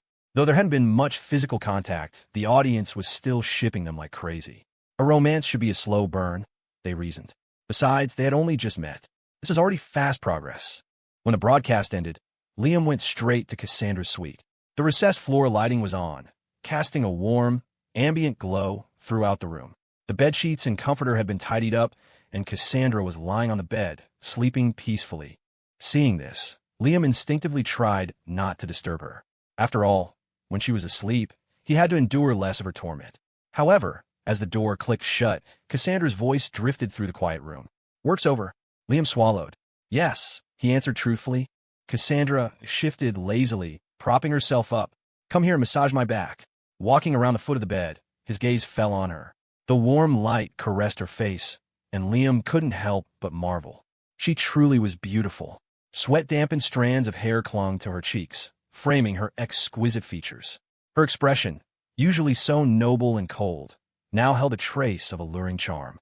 Below that was her bewitching figure, the deep curve of her waist accentuating her perfect proportions, her legs long and slender. It was a scene that would test any man's self-control. Liam took a deep breath, sat on the edge of the bed, placed a hand on her, and said, "Could you move a little, Miss Thorne?" Cassandra didn't reply, but she obediently turned onto her side, her back facing him. Afraid she would be uncomfortable, Liam reached for a pillow and placed it under her neck. It was his first time giving anyone a massage, but he'd seen plenty of videos online and knew a few techniques. Cassandra was tall for a woman, and her frame was lean but not bony. Her waist was slender, but there was a soft, yielding quality to her skin. It wasn't at all bony to the touch. Apparently pleased with his technique, Cassandra asked out of the blue, "Do you do this for people often?" Liam started to answer, but then sensed the underlying meaning of the question. He thought for a moment and shook his head. "No, this is the first time." Cassandra's eyes widened slightly. She looked at him from the side, her gaze scrutinizing. "Really?" Her cold stare made his scalp tingle. "Of course," he said honestly. "If you don't believe me, you can have your people investigate." She stared at him for a few seconds, seeming to decide he was telling the truth. "Good," she replied, sounding pleased. Then she murmured, "Then we still have many firsts to experience." Her voice trailed off, becoming nearly inaudible by the end of the sentence. Liam's heart tightened. "What?" he asked instinctively. He heard no reply. He slowly stopped his movements and looked down. Cassandra's eyes were closed, her brow furrowed with exhaustion. She had fallen into a deep sleep. Liam sighed inaudibly. He was about to get up and move to the sofa when he felt Cassandra's small hand clutching the hem of his shirt. As if sensing his movement, she frowned and mumbled unconsciously, "Don't go. Stay with me." Liam couldn't tell if she was talking in her sleep or if this was real. The woman in this state was a world away from the decisive, ruthless leader he knew. If he hadn't already experienced her other side, he would have thought she was just a pitiful young girl. But now, he couldn't bring himself to feel any sympathy for her. The things she had done, the methods she had used that had nearly killed him. No sane person could feel pity. He callously tried to pry her fingers off, but as if sensing his intent, she clamped down even tighter, her hand now grasping his. Helpless and afraid of waking her, Liam had no choice but to lie down beside her. Her leg immediately came to rest over his, trapping him in a sort of bear hug. "Trapped again," he sighed, looking at the sleeping Cassandra with a complex expression. "Fine, I'll stay for now." Once he fulfilled his promise, he needed to start seriously planning his escape route. Staring at the ceiling, contemplating the road ahead, Liam eventually drifted off to sleep. The room was silent, the only sound the even rhythm of their breathing. He slept soundly. When he woke up, it was 8 in the morning. He opened his eyes to find Cassandra staring at him. "You're finally awake, Miss Thorne," Liam said with a look of pure exasperation. God knows, he'd woken up to find her entire body draped over him. For a second, he'd thought he was having sleep paralysis. A small smile touched Cassandra's lips. It was the first time she had slept so well. Lying next to this dangerous man, she hadn't felt a shred of anxiety. Instead, she was filled with a sense of security, a feeling Liam had given her. In a great mood, she propped her head up on her hand. "Go get ready for your show," she said, her voice uncharacteristically gentle. If only he could ignore the sick, possessive gleam in her eyes. Liam quickly nodded and got up. "All right, Miss Thorne, I'll be off to work then." With that, he left. The day was a repeat of the one before. Breakfast with Riley, followed by a trip to the beach where Liam played photographer while Riley splashed in the water. She didn't make any more aggressive moves. Their dynamic had settled into something more like a brother and sister. She would mess around, and he would smile. However, Liam's habit of ignoring Riley during meals was starting to wear thin on the audience.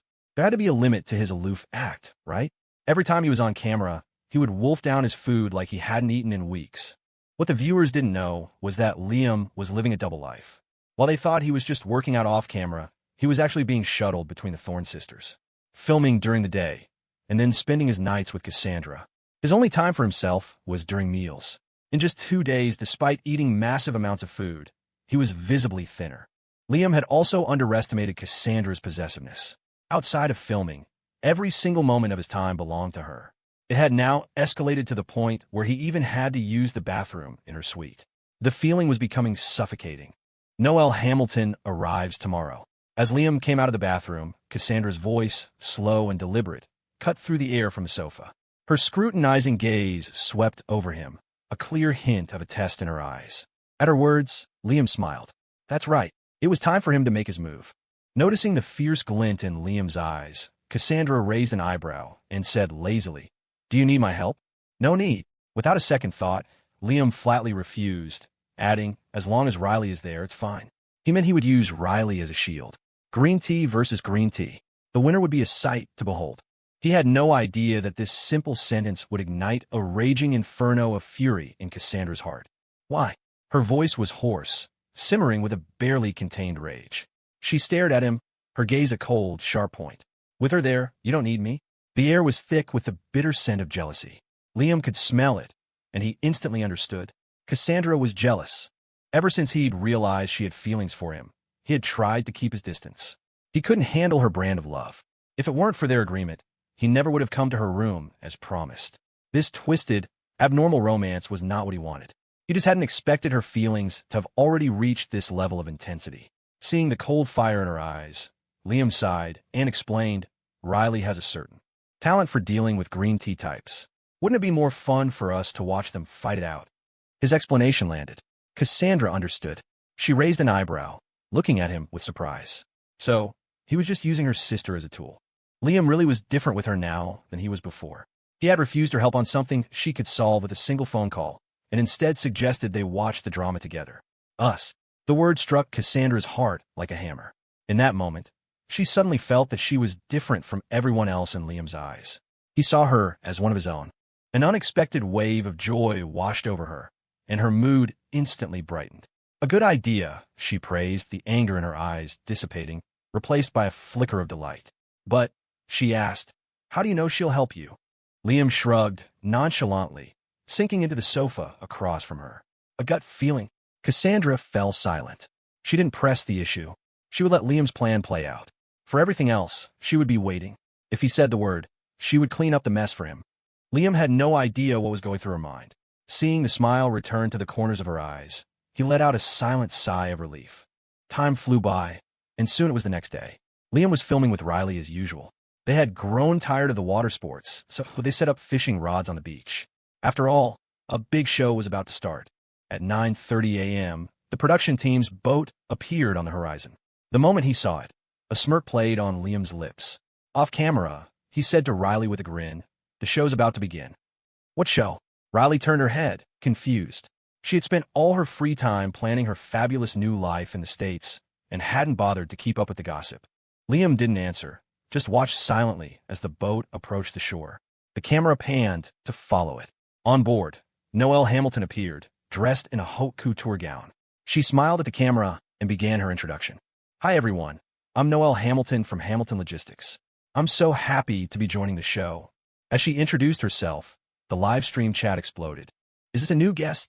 Hamilton? I think I've heard of them. Isn't that the company that got rich in the last few years? I heard their CEO's son went missing, and it was a huge news story. They just found him recently. Yeah, I think so. Man, I'm so jealous of that kid. Comes home and inherits a multi-million-dollar company and gets 3 sisters. I already yelled at my dad, but he still won't admit he secretly owns a company/troll face. Off camera, Riley, who had been fishing peacefully, turned her head, her expression wary. Her? Do you know her? Know her? You have no idea. Liam raised an eyebrow, a little surprised that Riley hadn't investigated his past. He played dumb, saying mysteriously, an old acquaintance. He wasn't sure what Riley's intentions were, but based on the fact that she was Cassandra's sister and had already staked her claim on him in front of the cameras, she definitely wouldn't want anyone else horning in. Her confrontation with Misty yesterday had made that perfectly clear. With that in mind, Liam added more fuel to the fire. You keep fishing. I'm going to go say hi. We're old friends, after all. He was doing it on purpose, watching her reaction out of the corner of his eye. Sure enough, Riley freaked out. No way. We agreed to fish together. You can't just ditch me, she said, throwing down her fishing rod. She stood up and pointed at Liam, bossing him around. Liam, you are absolutely not allowed to go over there. If she dares to show her face here, I'll take care of her. This is my future brother-in-law. I can't let someone else snatch him away. Her expression and tone were a mirror image of Cassandra's. This was exactly the result Liam wanted. But her anger wasn't quite at the level he needed. Liam feigned a difficult position. I can't do that. She's an old friend. We used to talk on the phone all the time. It would be rude not to go over. Talked on the phone all the time. Alarm bells went off in Riley's head, connecting that with the factory guy's girlfriend post-she'd seen and what Liam was implying. Could this woman be Liam's ex-girlfriend? No, absolutely not. If Liam got back together with his ex, who would be there to keep her sister in check? Besides, her idol, a master of romance, couldn't possibly get back together with an ex. A good horse doesn't go back to old pastures. Riley was about to say more when, from behind them, Noel's voice suddenly rang out. Liam? What a coincidence. You're here too. Her words stunned everyone present. The livestream chat scrolled by at a frantic pace. This factory guy knows someone from the Hamilton family? Whoa, I told you this guy had a background, and you didn't believe me. You think a normal person could get on this show?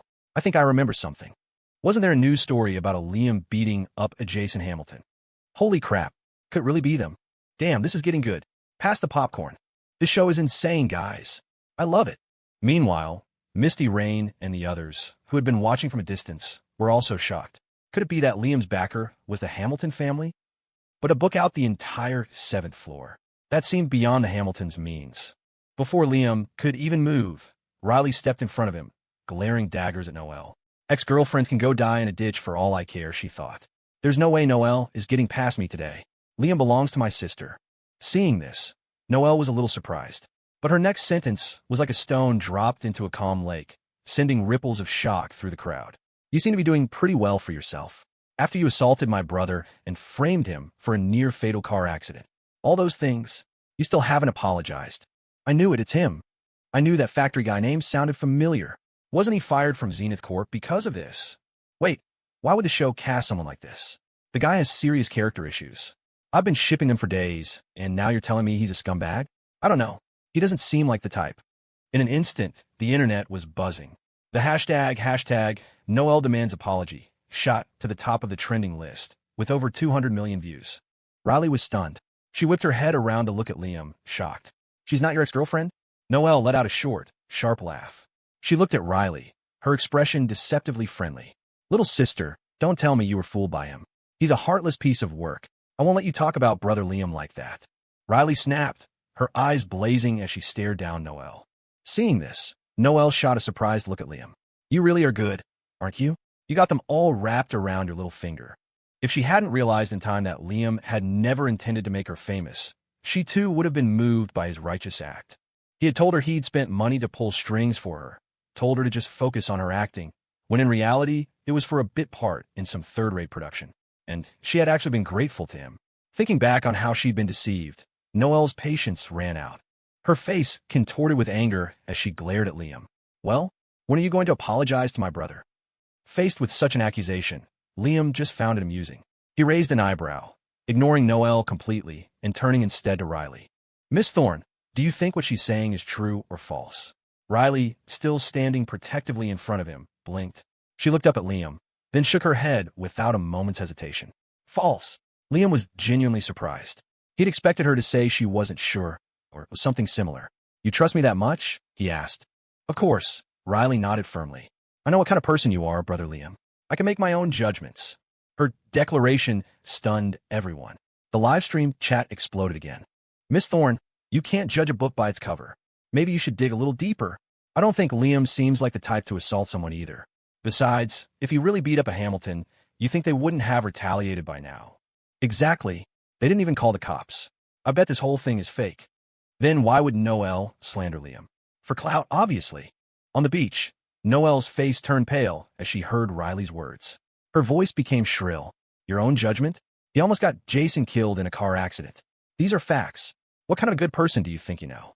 Hearing someone insult her future brother-in-law to her face, Riley was furious. She was about to retort when she heard Liam's voice. You say I framed him, that I almost caused a car accident. Do you have any proof? Riley immediately jumped in. Yeah, show us the proof. Noel hadn't expected Liam to be so confrontational. In the past, he had always been humble and kind. He had never lost his temper with her. But now, seeing Noel hesitate, Riley understood. She sidled up closer to Liam and said with a saccharine smile, Miss, you say my brother Liam hurt your brother. You have to show evidence. Making false accusations. That's slander, you know. She blinked, feigning curiosity. Or could it be, you're just making up excuses to get close to brother Liam for some free publicity? Though Riley's words were dripping with green tea hypocrisy, the livestream audience was completely swayed. Liam, his hand resting on his fishing rod, just calmly watched the water, as if he weren't the subject of this entire drama.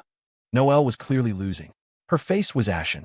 Finally, she couldn't take it anymore and pointed at Riley, screaming, What more proof do you need? We have my brother's hospital records. Ask him. If he hadn't beaten my brother, do you think you would have agreed to leave our family with nothing? Her demeanor had completely flipped from the elegant woman who had stepped off the boat, now resembling a common shrew. Liam didn't even turn his head. I should remind you, Miss Hamilton, he said coolly. I hit your brother after I left the family. You hear that? My brother Liam was out of the family. Riley parroted, then paused, realizing what she'd said. Brother Liam, you really did hit him? Noel was instantly triumphant. Ah, the truth comes out. Of course I did, Liam said, still staring at the water, his tone flat. He was taking pictures of girls changing. He refused to admit it. As a security guard, it was my duty. This, Riley gasped, her eyes now filled with adoration. Brother Liam, you did the right thing. A guy like that, hitting him was letting him off easy. He deserved it. You, Noel, whose triumph had been short-lived, was now fuming. You say my brother was a peeping Tom? What proof do you have? Liam glanced at Noel out of the corner of his eye, a humorless smile on his face. Ma'am, there were security cameras. In an instant, Noel froze. Security cameras? Izzy never told me there were security cameras. Even so, you shouldn't have hit Jason. Our family raised you for so many years, and this is how you repay us? Dad was right to call you an ungrateful snake. Raised him? Riley froze again, looking at Liam. The camera immediately zoomed in on him. As the internet buzzed, Liam just held his fishing rod, looking out at the sea with a flat expression. His voice was cold. An ungrateful snake? Back then, Hamilton Industries was just a small shop. I built it from nothing to what it is today. The moment your brother came back, I knew it was my time to leave. To repay the Hamilton family for raising me, I chose to walk away with nothing. His voice was detached, his calm expression as still as a fishing line in the water.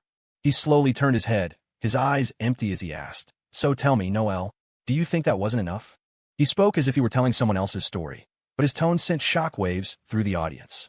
Off camera, Cassandra paused with her teacup halfway to her lips, watching Liam on the screen. He was so calm, yet she felt as if his heart had been shattered into a million pieces.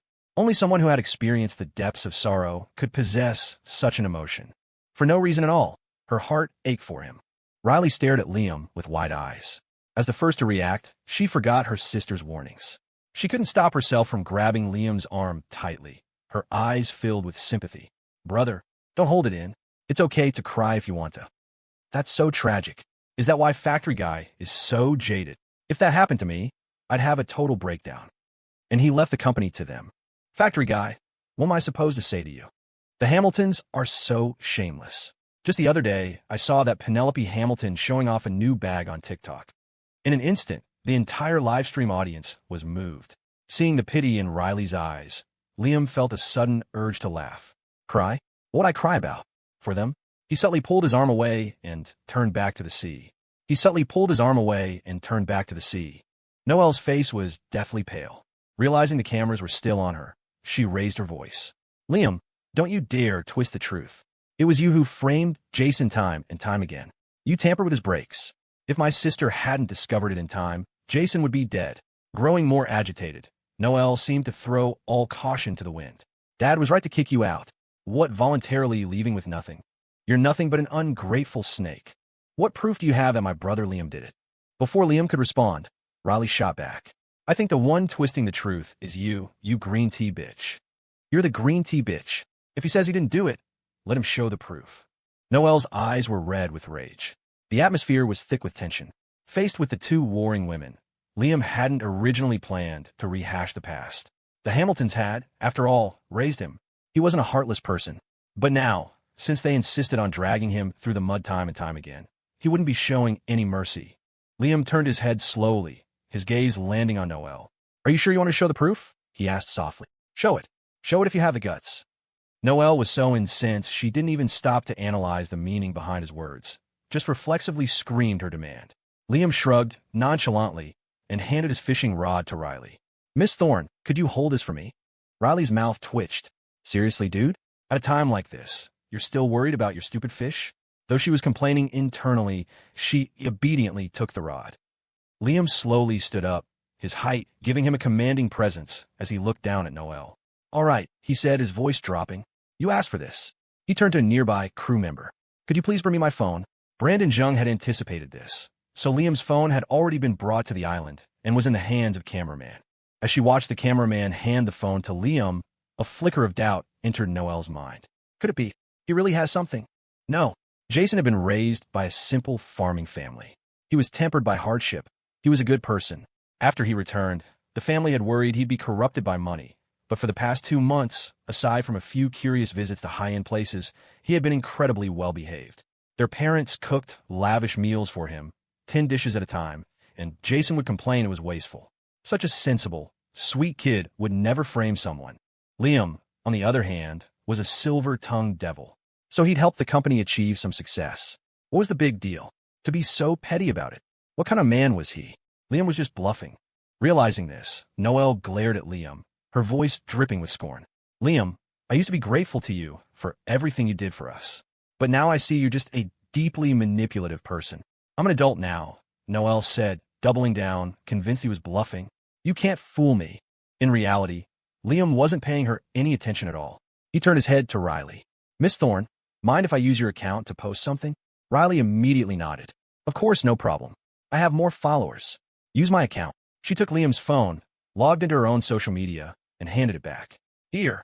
Thanks, Liam said, and then uploaded the 3 videos he had been saving for a long time.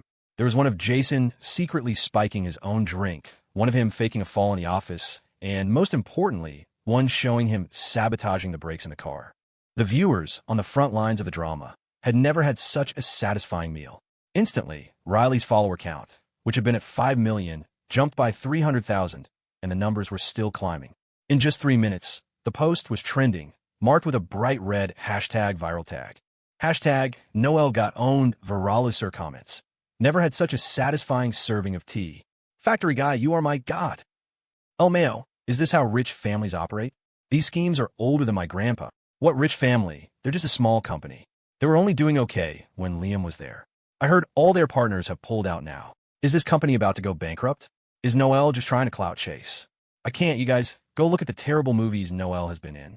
I'm making them into memes. Send me some. +1 foot. On the beach, Riley stared at the flood of replies on her post, then looked at Liam, dumbfounded. Brother Liam, you had this evidence this whole time? Why didn't you show it sooner? I didn't expect someone to be so relentless, Liam replied with a smile. In reality, if he had released it sooner, would it have gotten this much attention? He smiled at Noel, then feigned a wounded expression. I never intended to release this, but they just kept dragging my name through the mud. I really had no choice. It was a classic green tea statement. Riley's eyes lit up. She immediately understood her role and put on a pained expression, looking at Liam. Brother Liam, you're just too kind. She even wiped the corner of her eye, as if she were so moved she was crying. Watching the drama unfold, Cassandra was thoroughly entertained, especially when Liam pushed Riley away again. It seems he remembers my words, she thought. She reached out, tracing Liam's face on the screen with her finger, her index finger teasing his chin. Nicely done, my little pet, she praised, her eyes curving into a smile as she continued to murmur. Now, let me add a little more fuel to the fire. With a look of pure delight, she picked up her phone and sent a message to Haley Liu, ordering her to release the security footage from the Zenith Corp conference room, under the company's official name. With Zenith Corp itself releasing the footage, showing Jason Hamilton skulking up to the lounge door, ass in the air as he peeped through the crack, the court of public opinion delivered its final verdict. Anyone who had been neutral or skeptical before was now firmly on Liam's side. In the span of half an hour, the Hamilton family's reputation was utterly destroyed.